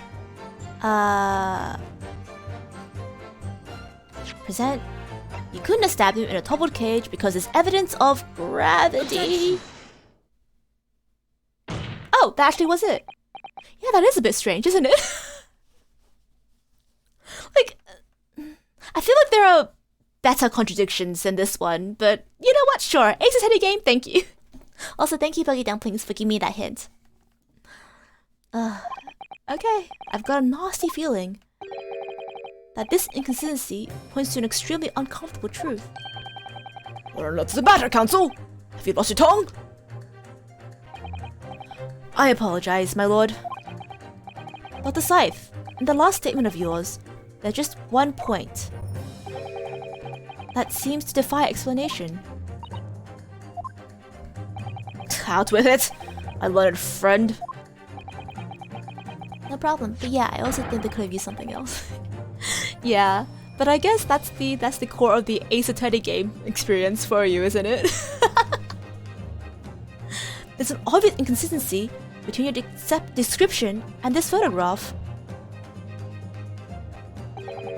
which shows the victim in the birdcage following the events that led to his death. Objection! The court has already examined that photograph in death. There's nothing new we can learn from it. Objection! Yes, we have already considered it. That's true. But now we know the facts to be different. What do you mean? I believe we should let the defense explain. Oh, okay. Where in this photograph were we seeing the alleged inconsistency with the witness statement? That's the blood drippy. Take that! Look closely at the bloodstain on the victim's chest. It clearly extends in a downward direction, towards the man's feet. And why is that significant, Counsel? Gravity. If the victim was stabbed moments before the kinesis machine was set in motion, that's entirely expected. Oh, of course. No, that's not what happened. Exactly, my lord.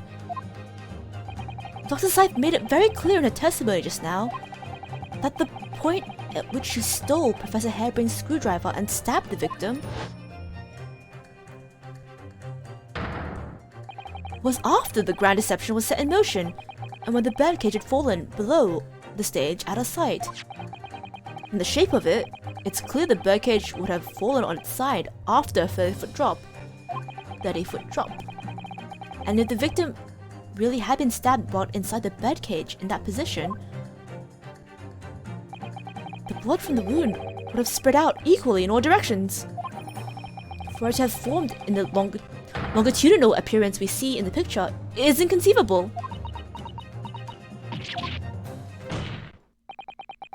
Given that the victim's blood seeped vertically downwards from the wound, it must be the case that when you stabbed Mr. Asman, he was standing up. In short, Dr. Scythe, Goulet's testimony was a total fabrication. Ugh. Wait, does she have a reason to kill Asman? I knew it. I was right. Now I've identified the contradiction. There's only one way to explain the facts. I've all been under a great misapprehension here. Because yeah, if he was standing up, it may mean he was still alive? And she's the one who actually killed him? What? What sort of misapprehension? Dr. Scythe. Ugh. You claim you were coerced into helping Mr. Drebber as a result of the note you left in the waxwork. You claim you made changes to the scene of the crime to implicate the defendant. And you claim that you authored a fake autopsy report to cover your tracks. But one of those claims is an out-and-out lie, because the question of what the bloodstain really tells us has only one possible answer. If that is the case, what is it, man? Impatient. So, you clearly struck upon revelation. Now told the court what it is. Which part of Dr. Scythe's story is shown to be a lie, but the contradiction of Oh my gosh, I have no fucking clue, dude. I have no idea. Should it be a lie? How she was cut? The stabbing of the victim? Yeah, the stabbing of the victim. He was upright, I guess. Oh, thank God. The answer is very simple, if you consider the sequence of events. If, when the victim was stabbed, the blood from the wound seeped downwards, as it did, we can be sure that the victim must have either been sitting or standing upright at the time. As you rightly pointed out, the birdcage would have fallen on its side when it fell beneath the stage. Yes, it would, which tells us that the victim must have been in that position of his own accord. Objection! It's impossible! Man was dead, remember? No, that is the misapprehension!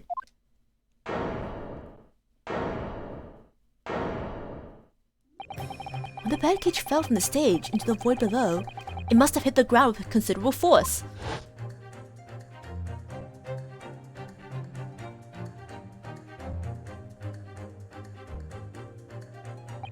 But Mr. Asman didn't die in the fall. To be fair, the cage would have absorbed a lot of the shock, I guess. He probably lost consciousness for a while. When he came round, he got to his feet to climb out of the cage. Just as Dr. Scythe appeared.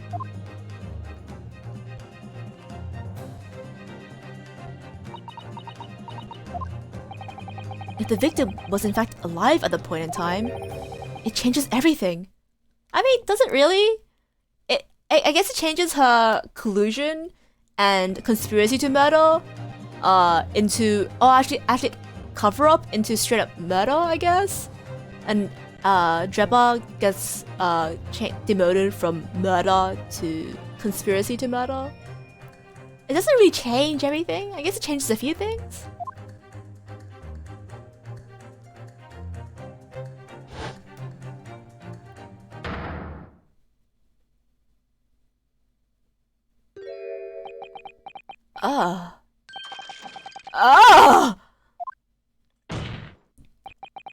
Mr. Odie Asman's killer wasn't the defendant, Professor Albert Harebrain, nor was it the mastermind behind the stage trickery, Mr. Enoch Drebber. It was you, Dr. Courtney Scythe.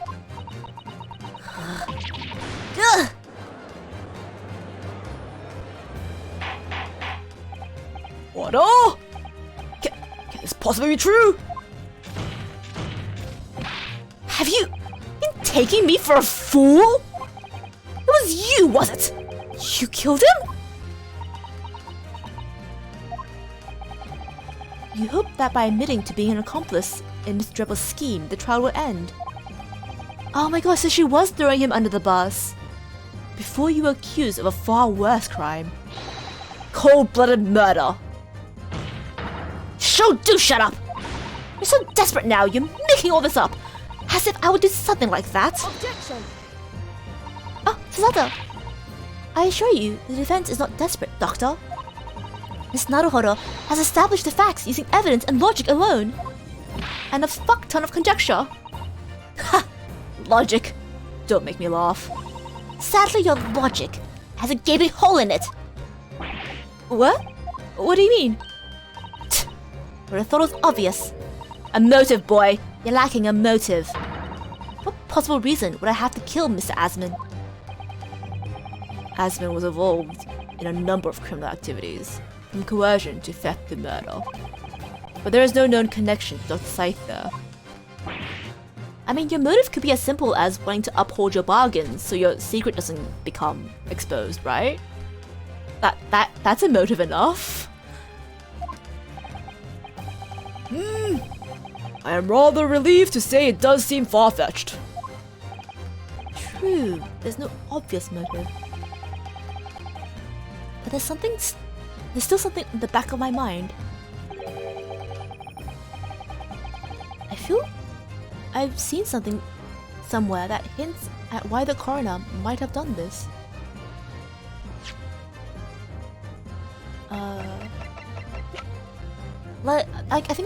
I think I said this before, but the only sus part of the coroner I can think of is her daughter? Her last name? Huh? You seen something? Yes, I might have tampered with the crime scene and coerced or concocted a fake report. But murdering someone for no reason is a very different story. Objection! I mean, in for a penny, in for a pound, right? Am I right, folks? No. When you questioned what possible reason you could have wanted for killing Mr. Asman, something did come to mind. What? What was it, Counsel? Enlighten the court at once! Yes, we saw it yesterday, didn't we? Yesterday? What did we have yesterday? We had all these yesterday. We didn't have these yesterday, did we? Yesterday? No, that was today, I think. Yesterday?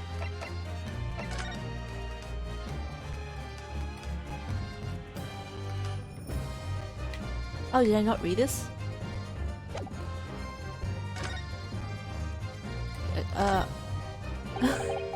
Don't know if I should be reading this right now. Be attacked? I thought we read this already. Kingpin's criminal journey managed. Isn't the first time henchmen have tried to attack Lord Van Sykes? Yeah, this isn't... That's how the justice system works in London. Must be dark forces at work. Yeah, that wasn't it. Crossbow, green cloth, paragraph, autopsy report?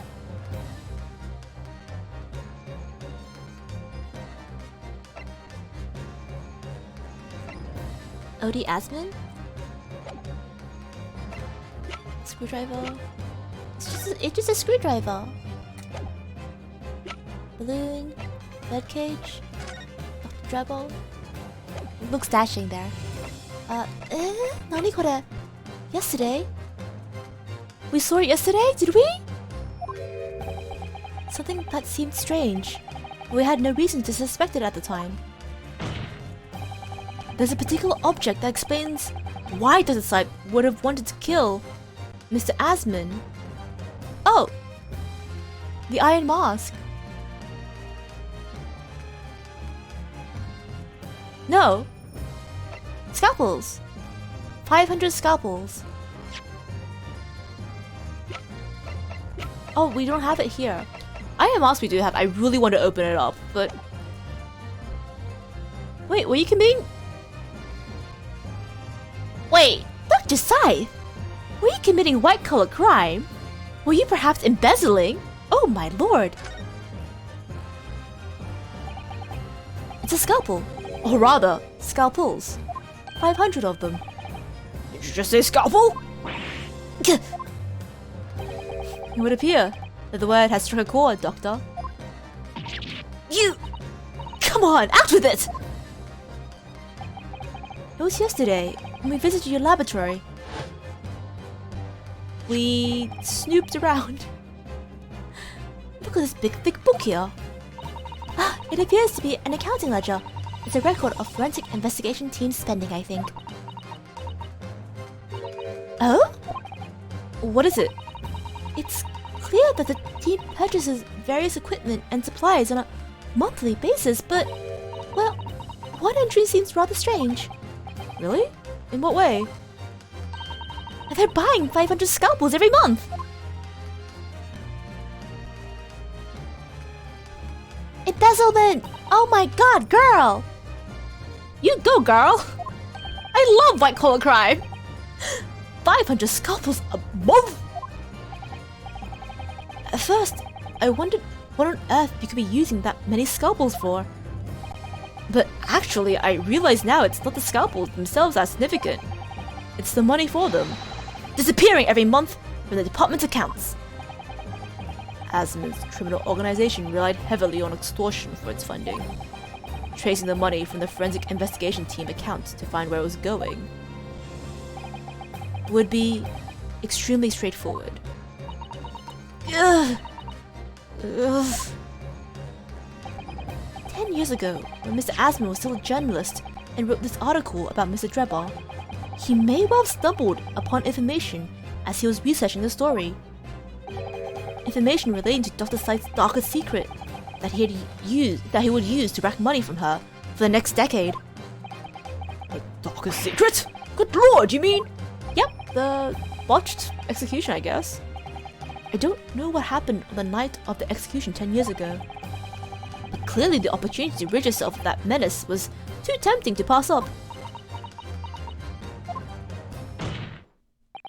So in the end, you weren't coerced at all, were you? You did it entirely of your own free will. You stabbed Mr. Asmon in the heart with all your might. To silence the blackmailer who knew your darkest secret forever.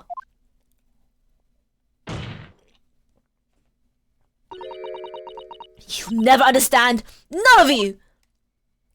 Oh, the back of her belt has such a pretty pin. What we've had to keep covered up all these long years. Wait, is it actually related to the daughter? Wait, oh my gosh. Because she said we.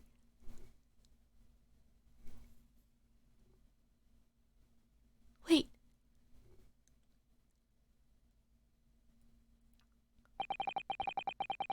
As very little of the machine remains after it was ripped apart by the bomb, the truth of this case can never probably be established unless you speak out. And if you decide not to, it's very well possible that Courtney Scythe will escape punishment for her crimes. Please, sir, own up to what you've done and tell the court the truth about what happened. 10 years ago, you told the truth, and you were robbed of the bright and successful future as a result. I can certainly understand your bitterness and your consternation now. However, this is surely the chance you've been waiting for, to sever the hold that fate's had over you all these years.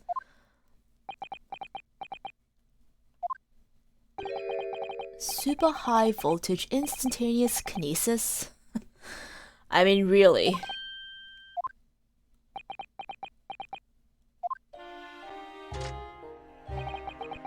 It's the addled-brained mock scientists out of the West, you know. They don't recognize the fact that they don't have the talent.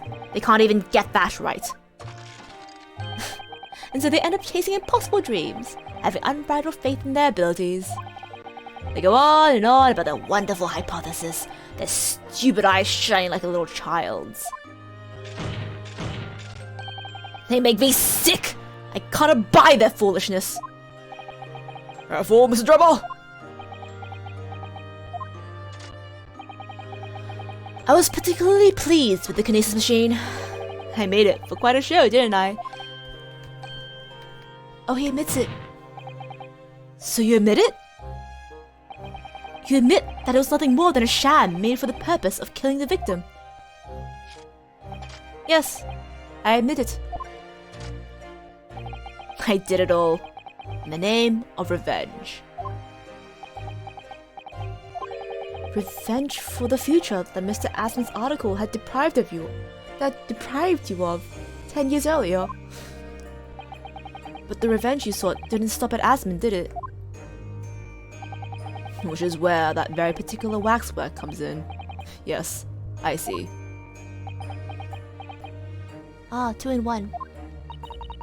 The condemned convict you saw rising from the grave in Low Lake Gate Cemetery 10 years ago. If your account of the events were all true, then obviously Scotland Yard couldn't afford to acknowledge what had happened. even if it meant discrediting a bright young man and crushing any future career he might have had. So your plan required that you adopt that particular waxwork model in order to extract your revenge on Scotland Yard as well? Or on Dr. Scythe, to be precise.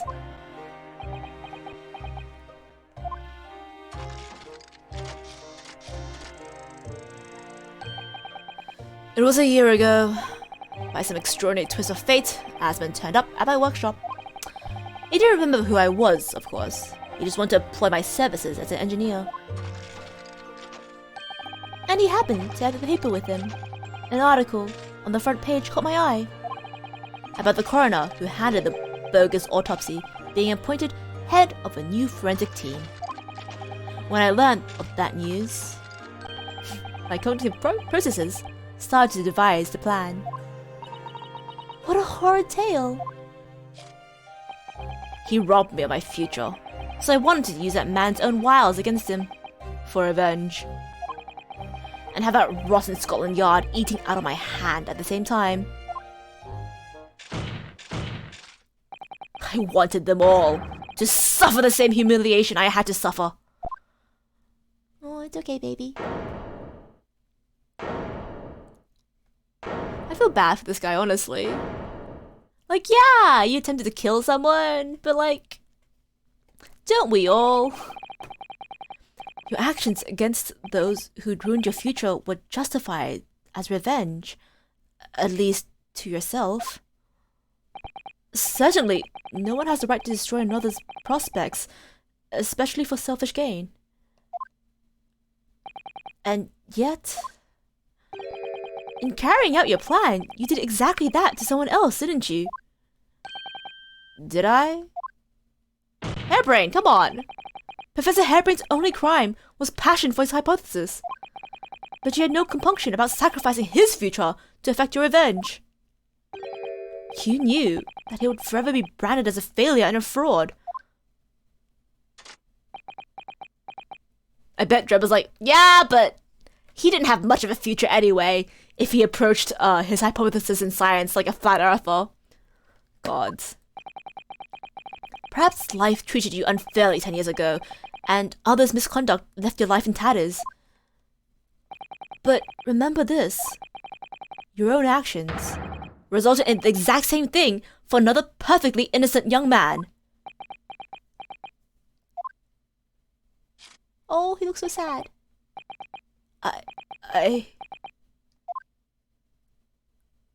I'm sorry? Nope. Fade to black. Okay. Lord Van Zykes, what of Dr. Scythe? An immediate warrant for her arrest has been granted, and she's been remanded in custody, my lord. I presume she will face trial in the coming days, along with Mr. Drebber. A most regrettable situation indeed. She's made great contributions to her profession over the years. It's a really hard truth to swallow. However, that is a topic for some future occasion. For now, Professor Harebrain. Oh, yes? It seems there's a great deal more to your experiment than you realized. However, I think we can assume now that all the sordid details have been brought to light. This has been a very long and profound trial, but I'm pleased to say you are absolved of all guilt. The whole experience has taught me a very great but painful lesson. This dedicated scientist, this devotee of natural philosophy. I've been selfish and self-centered, and above all, a fool. Professor. No, he's right. He's fucking tenured. He's tenured. And he held on to... He couldn't even come across with basic scientific principles. He's a fucking fool. Come on. I spent my life thinking of nothing but my research. And misguidedly believing that I could do whatever I set my mind to, despite my lack of talent. And the worst of it is, in the process, I've caused others pain and misery. others who are far, far greater people than I. No, Professor. That's not true. What? Don't tar yourself with those same brush as Drebber. What happened was his doing, and his alone. This outcome is his fate, not yours. You are not to blame in any way. Lord Van Zykes. And the derision with which he referred to you earlier, calling you a fool. Talentless even. The man has no idea. To believe in yourself and work your fingers to the bone to realize your dreams. That's laudable, not laughable. No one has the right to deride another of such choices. Oh. Thank you, Barack. Tsundere. So, ladies and gentlemen of the jury. Yes, my lord. It is the court's expectation that you find the defendant not guilty of the charge of which he stands accused. I presume there's no objections? None from me, my lord. Certainly not. The trial has really made me think, but this is the right decision. It's all been proven methodically and rigorously. I have no misgivings whatsoever. Huh? What's that? You done it? It all over? What the fuck? Don't know what's become of the yard these days. Don't recognize the place. Barack, no one can look down on others for their hard work. Unless they're Nipponese. That's racism for ya. Very well. In that case, I hereby pronounce the defendant not guilty. Yay! Yay! We did it! We did it! Whew, we got there in the end. It took only 3 reloads, I think. Ah! The shame. The shame of the reload. Court is adjourned. Fuck. Yeah, we made it. We made it to the end. Holy shit, this was a long-ass case. How long has it been? 4 hours. Damn. Long-ass case. But it's over. That was some trial. Some trial indeed. Oh, wrap up. 24th October, 4:33 p.m. The Old Bailey. Defendant's antechamber. You did it! Professor, what a splendid outcome, isn't it? Oh, it is! It is! Congratulations, Professor Hairbrain! Mr. Naruhoro, Mr. Sato, I am truly beside myself with gratitude! How could I ever thank you enough? I'm just glad it's all been cleared up, that you realize you were just caught up in a bad situation. Right now, you know, if I had that research grant money, I would give the whole lot to you, every penny. Well, that's very kind, but I'm just a student, so... We don't need any financial reward. Your acquittal is more than enough. Oh dear, what can I do now? Aha! How about this? As a memento, A paper about my hypothesis is inside. well, just as a memento then. Thank you. I've been wondering, Professor, what are you going to do now? Oh my, yes. What am I going to do? My hypothesis and my great machine lie in ruins. But still, It's been too long since I was last in London, so perhaps I'll enjoy some sightseeing. I must explore the Great Exhibition while I'm here too, and see if new inspiration hits me. Oh yes, that's a wonderful idea. Huh? I can't allow that. Who? Sherlock? No, Barack. Oh. Lord Van Zykes, what are you doing here? Oh my god, that turn. Barack! I'm sorry you had to go through that, Albert. Well, if I'm honest, It was terrifying. You were like a great demon behind your bench there, snarling down on your prey. You're one of the few true friends I have. I couldn't leave it to anybody else to handle the prosecution or the defense.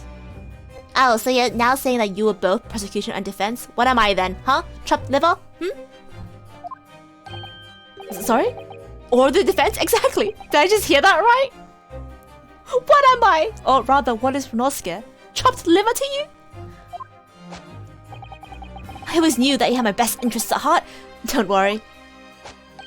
Ah, how about you show me around while I'm here in the town? Here in London town. Here in town. It's been a long time since we left university. We have a lot to catch up on. Listen, Albert. In a few days, your acquittal will be made official. When that happens, you must head straight to Dover. I'll accompany you. What? From there, you'll cross the channel and make your way back to Germany. I've already purchased the tickets. Wait, no, hold on a minute, Baroque! What about the Great Exhibition? This is the chance of a lifetime for me. I want to look around. No, not sightseeing, Albert. Give up on the idea. Oh, is he worried about his curse?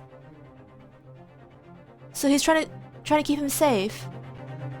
I mean, I can tell you right now that it's not a curse. It's probably some assassins, but you know, I don't think they'll go after Hairbrain because he wasn't actually guilty. But oh my gosh, he's such a tsundere. Sometimes it's hard to see any warmth in those eyes, Baroque. Lord Van Zykes? What's all this about? A necessary precaution. Yes, I think I understand. I think I understand. You do? Well, Iris told me that when you met Lord Van Zykes at his office some days ago, he asked how Mr. Natsume was doing. Yeah, that's right. I remember being surprised at the time and thinking it was nice of him to ask. The point is, Mr. Natsume is still alive and well, even though it's been more than 6 months now since he stood trial with the Reaper as the prosecutor. Oh, you mean the Reaper's influence doesn't stretch overseas? Those in the Reaper's sights meet their ends days or sometimes months after their acquittal. It's been the pattern up to now. But of course we know that both Mr. Natsume and Gina were completely innocent. True. And perhaps that governs the Reaper's actions. That truly innocent are spared. But I don't want to take any chances with a close personal friend. I love how he's like, yeah, I haven't seen or talked to this guy in 10 years, but he's a close personal friend. Actually, you know what? That's a kind of a mood. But Baroque? Like the mustached Japanese, this man should leave the country without delay. That's why I'm packing up to Germany at once. Right. Does your friendship package get any say in it? Goodness, was this your intention all along then, Lord Van Zykes? I mean, he brought tickets already, so I assume so.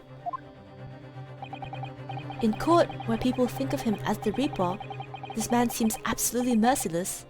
And yet, sometimes I feel as though I don't understand him at all. It's the gap, Moe. It's time to go, Albert. Back to prison for the time being.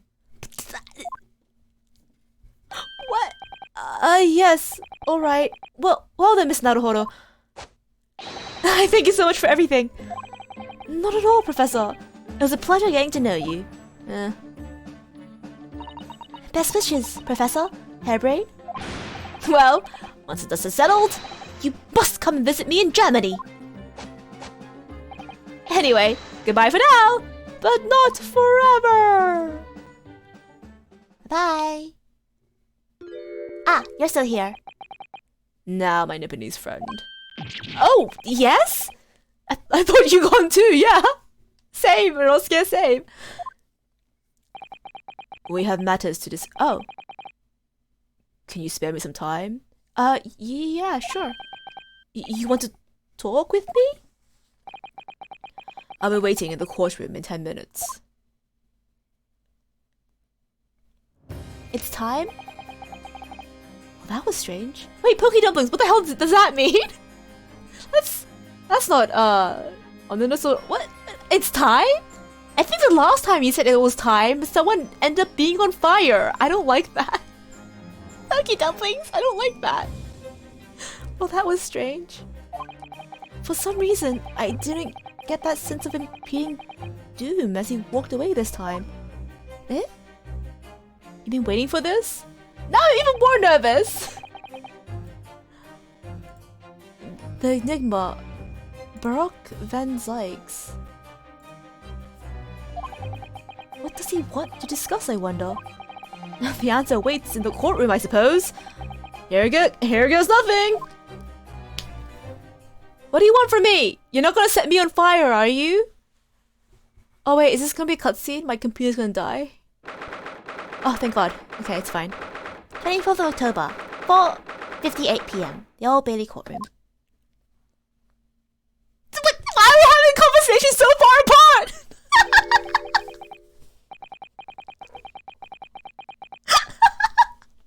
Why couldn't we just talk next to each other?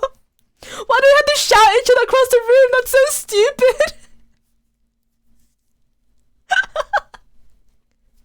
That's so dumb. We don't have to stay at the benches, Baroque. We can just all chill. You know, like by the benches. Like, I don't know. My mistake. Baroque is COVID safe. He's socially distancing. Wait, no, is this a racism thing? He's afraid of cuties because Sasato and I are Japanese, huh? Is that it? Asshole! So, are you satisfied? You say the guileless scientist from Great Injustice. I'd be more satisfied if I didn't have to shout at you. Yes, I think so. I'm relieved at least. The man's innocence can be proven. Wait, shit! Oh my God, I didn't notice him again. Oh my gosh. That cloak is a really good disguise, but is it, maybe Kazuma is here as well. Wait, is he gonna do unreal? Wait, is this gonna be a reveal? Wait, Kazuma? Anyway, I imagine you've been wondering where my animosity towards you Nipponese comes from. Oh, okay. It's not Kazuma. You're just gonna tell me your sad backstory. Sure thing. Unload it, buddy. Lay it on me.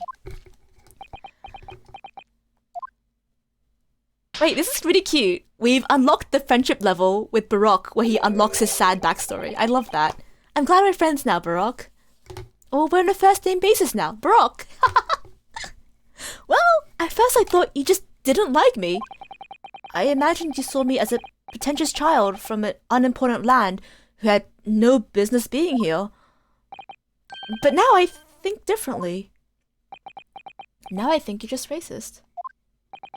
You clearly know our ways, so I would guess that some specific incident led to your thorough dislike of my race. Will you tell me about what happened? Please? The Professor. I thought I'd never hear that name in this courtroom again, to be honest. He took your brother's life. Clint. My brother was Clint Van Zykes.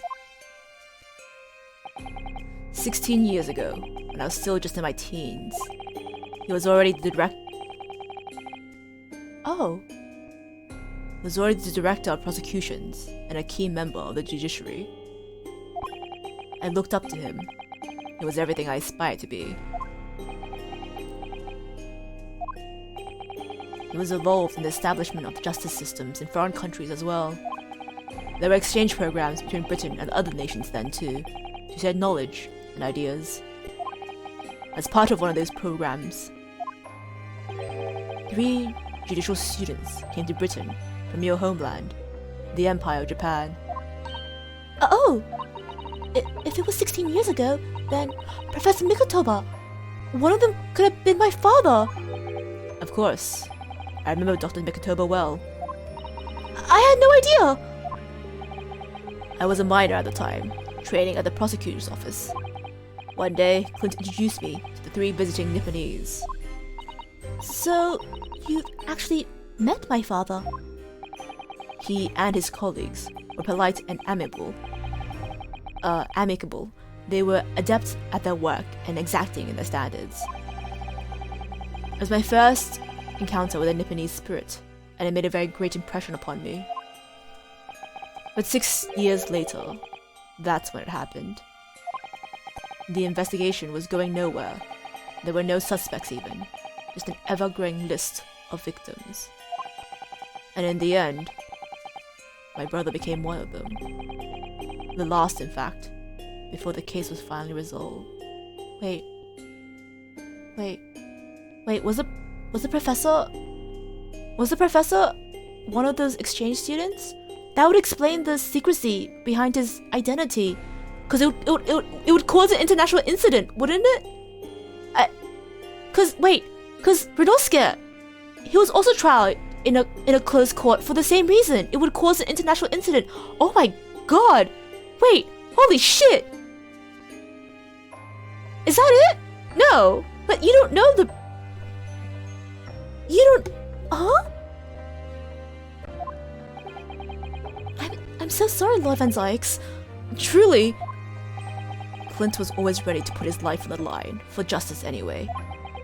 So he wouldn't have wanted it any other way. He lost his life to the killer, but it was his victory in the end. For me personally, though, it was a great loss. I found myself in a very dark place indeed. When I finally found out the killer's identity, No, he did know it. the reason why no one had been able to catch the man sooner ceased to be such a mystery. Was the call coming from inside the house? Was it because he was working on the case? Oh my god, was it actually one of the exchange students? Holy shit. He'd been hiding in plain sight all the time. In plain sight? Are you aware of political events 10 years ago? It was a period of extremely sensitive diplomacy between British and Japanese empires. A new treaty was being forged, I think. Correct. The Anglo-Japanese Treaty of Friendship and Navigation was being concluded. The leaders of both countries were deep in extensive political discussions. Which is why this particular killer's appearance in court was conducted as a closed trial. If the British public had known the identity of the killer, not only would the treaty have been in jeopardy, our 2 nations could very well have ended up at war. What? A war? Between Britain and Japan? But that would mean... Oh my! You mean to say the professor was... Japanese? Oh, you can do that. When You the can trial reached its conclusion earlier, I thought to myself, yes, it's time.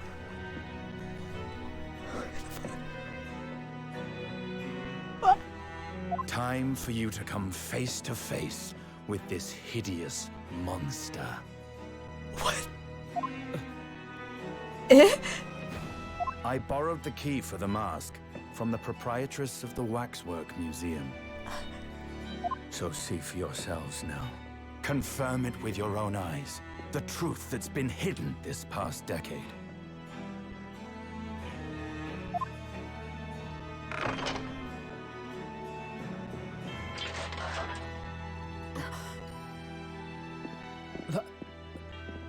That's the professor?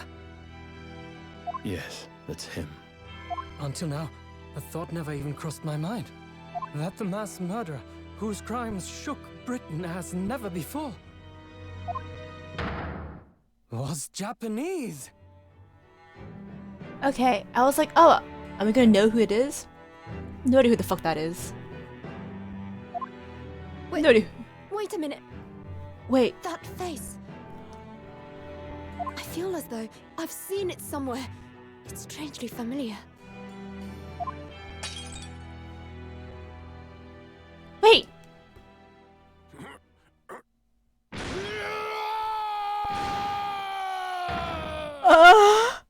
Sir, do you need help? Are you okay? Buddy? Kazuma? Is that... Ooh!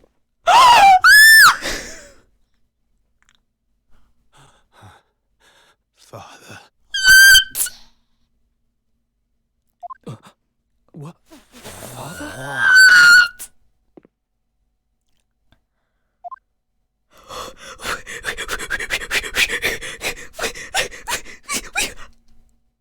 Wait! Kazuma! It's actually... Kazuma! I knew it! It was Kazuma! But what the... Oh my fucking god! My best friend, Kazuma Asogi. After a whole year, finally his memories returned. Kazuma! My god! Kazuma, my beautiful boy! There before me.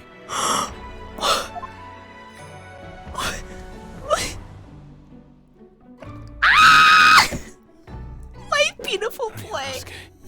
Yes! Yes! Yes! Oh my god! Kazuma!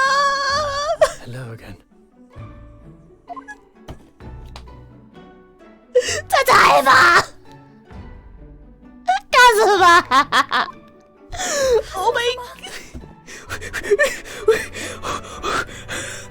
Oh my god! Official Assistant Mikotoba.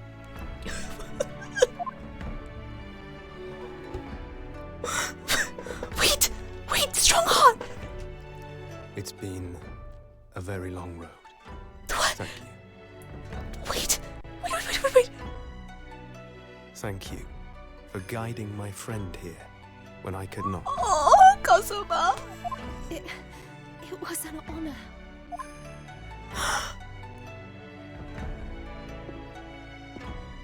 I knew you wouldn't die that easily. Kazuma. I owe you thanks, too, for taking good care of that in my absence. Oh!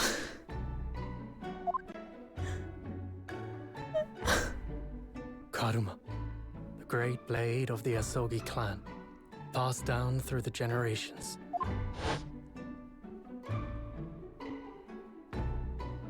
When we left Japan, this sword was at my friend's side. A Japanese man's katana is his soul, and he couldn't be parted from it. But then, when the incident happened, it was Susato-san's wish that I inherit the sword. And I've kept it with me ever since, along with my memories of the friendship we shared.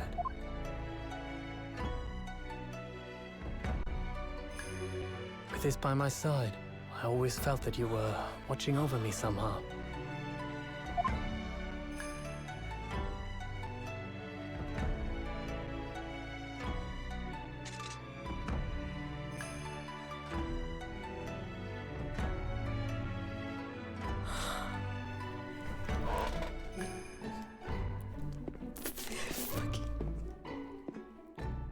I've made it. At last. Father. Are you saying... Surely not. You mean, you knew all this time? I'm looking at it.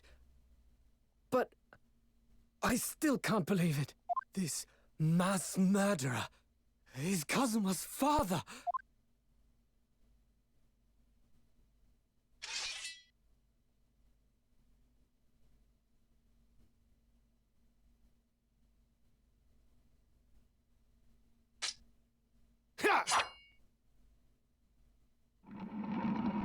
What the fuck did the waxwork ever do to you?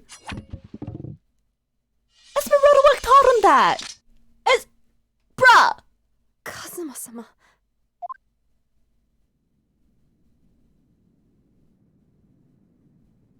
Ryunosuke, Well, we yeah? have much to talk about. But now is not the time. What? What do you mean?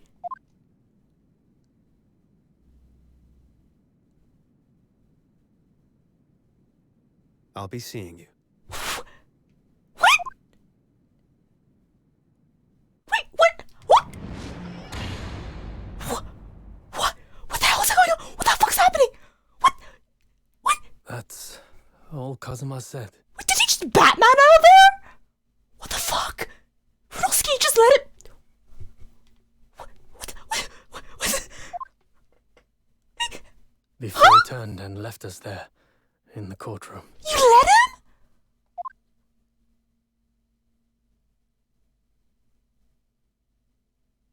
Wait, and you went back to your fucking bench? I'm sorry. I need a moment. I fucking need a moment. I'm sorry. I can't. I need a moment.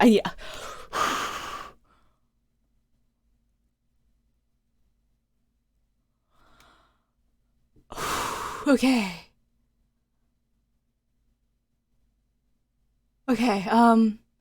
The screech. Sorry for the high octaves I reached. I was very shocked. I feel bad for Madame Tuspels. What? She worked hard on that, but Kazuma Haiki becomes an asshole after his amnesia. He's a changed man. No, Kazuma, my husband. What have they done to you? What the fuck is going on? I'm gonna fucking lose my mind. So he's the after image of a man who took my brother's life, is he? I mean, that seems kind of reductive.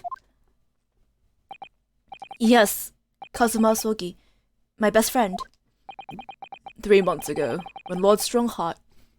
Lord Strongheart! Lord Strongheart! When Lord Strongheart introduced us, I had an inkling there was something there. Some connection. But why did Lord Strongheart do that? Yeah, why? Why did he make Kazuma Lord Van Zag's apprentice? And when he was suffering amnesia too. The man was apprehended, even executed. But his legacy just won't die. That's the sad truth. Anyway, that's all I had to say. I thank you for meeting with me, as I asked.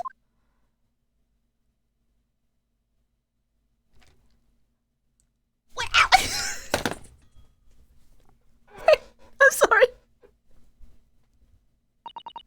Is he actually a ghost, an apparition? He just disappeared. 10 years ago, my grandmother took me to the railway station. We were there to meet my father from the train. For me, it was the first time I'd ever seen him.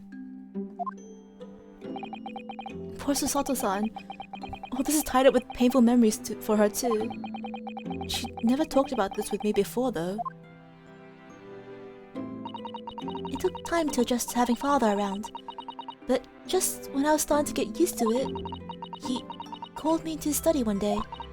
He told me that a great friend of his had passed away in London, and that the friend had left behind a son.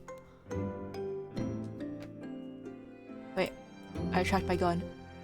Wait, is that why Susato and Kazuma are friends? A boy, 7 years my senior. Father told me the boy had made a promise to his late father, so he was studying to become a defense lawyer. I wanted to help, so I studied to become a qualified judicial assistant. As I'm sure you worked out, that young man's name was Kazuma Asogi. So you see, that's how he and I met.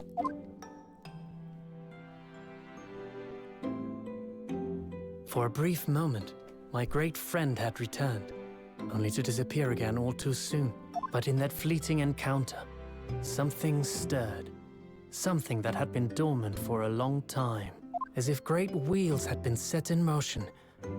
I could almost hear them creaking into life. In some ways, it was the end of a chapter. But in many, it was the start of a new one.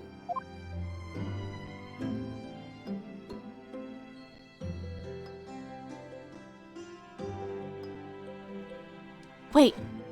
End? Wait, there's more to the game, right? Hello? Susato's such a sweetheart. I love her. I love her too.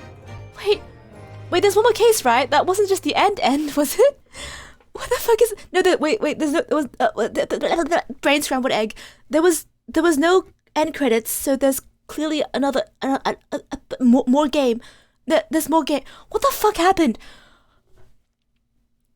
Okay, first of all, I'd like to say I was fully fucking right. Justified even.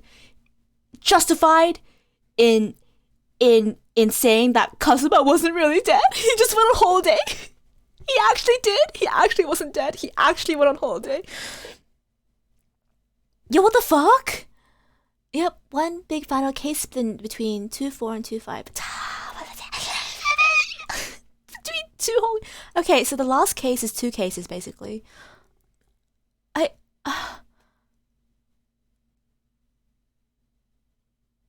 Wow. That's all I can say. Is wow. Wow. What the hell is Strongheart up to? What the hell? Because now we know that Baroque's brother had the job that Strongheart wants. Imagine if I stopped playing for 2 weeks. I would fucking die. I mean, as it is, I'm already like, should I start? Like, cause like, I can't stream like tomorrow, and like I have work on like, the next few days as well. So I'm like, oh, should I just like, who needs sleep? I don't need sleep. I can fit in more video games if I don't sleep. Because otherwise, the next time I'm free to stream is like next Monday, and that seems so far away. Ah! This seems why I suggest you continue after your cons. God, thank you, Poke Dumplings. You're absolutely right. You're 100% correct. You are fucking enlightened because, oh my god, what? Kazuma came back. He came back to me, but I can't believe Norsuke just let him walk away. What the hell? Sleep is for the weak. You know what? You're right. I'm wondering if I can get away with like just like less sleep. Like, yeah, I have to work, but video game. Oh my gosh, yeah, I'll think about it. I guess I'll update either my schedule. Oh, or I'll update the Discord. I have a Discord now. It is... Wait. I have a command here. I have a Discord! I have a Discord. I guess I'll let the Discord know whether or not I will continue on with, specifically Ace Attorney. Because holy shit, bro. I'm losing my fucking mind. Kazuma's back? There's a grand conspiracy with Strongheart? Susato's father is involved? Oh my god, I'm losing my mind. Yeah, if you could join, I'll be very happy. But you don't have to, no pressure. No pressure. There's like literally nothing there because I don't know how to use Discord. It's a work in progress. My entire Twitch account is a work in progress. All this is a work in progress, and I'll thank you so much for coming along with me on this journey. I can't speak anymore. My brain actually is like scrambled after that cutscene. The finale of this game is so hype. Yes, I agree. I can't even imagine. I can only begin to speculate what the hell will be going on. I think I will speculate with my tinfoil hat, but gosh. I've kept you guys here as hostages for long enough. This case was 4.5 hours long. That's a lot longer than I would expect it to have been, but gosh. Okay, send-offs now. Okay, everyone, thank you so much for coming along here, for being here today. I hope you have a wonderful night. Thank you for all the people. Oh shit, I forgot to do the shoutouts. Crap, I don't even remember their names. Oh my god. I forgot to shout out, but I have shoutouts. I know people have shoutouts to people who have channels, including Top Mash, I think. And Saint Polaris BGE. Okay, I'm learning. I swear I'm learning. Then there's Shion Riri. Saint Polaris. Saint is a wonderful variety streamer. If you like any of my content, I'm sure you like their content as well. Shion is they're an artist and a live 2D rigger. They do amazing, incredible work. 10 out of 10 would recommend following them if you are into arty stuff, because they're just super top tier with their work. Honestly, I wish I could be like them. Zunix is also, I think, a variety streamer, gamer. They're part of a VTuber group along with Shion and also Seo Juhua. There we go. Who also do is my thing not working? Damn it, it's not working. Is it exclamation mark? You know what? I'll fix that. I'll fix it for next time. I'll fucking remember next time. But Seo Juha is also an artist, and I think they also do rigging, but they mostly do art and also games. They're also a lovely person, wonderful VTuber. 10 out of 10 would recommend go checking them out. I will absolutely fix my shout outs so I can properly shout these people out because they're all wonderful, and I want to hold them up.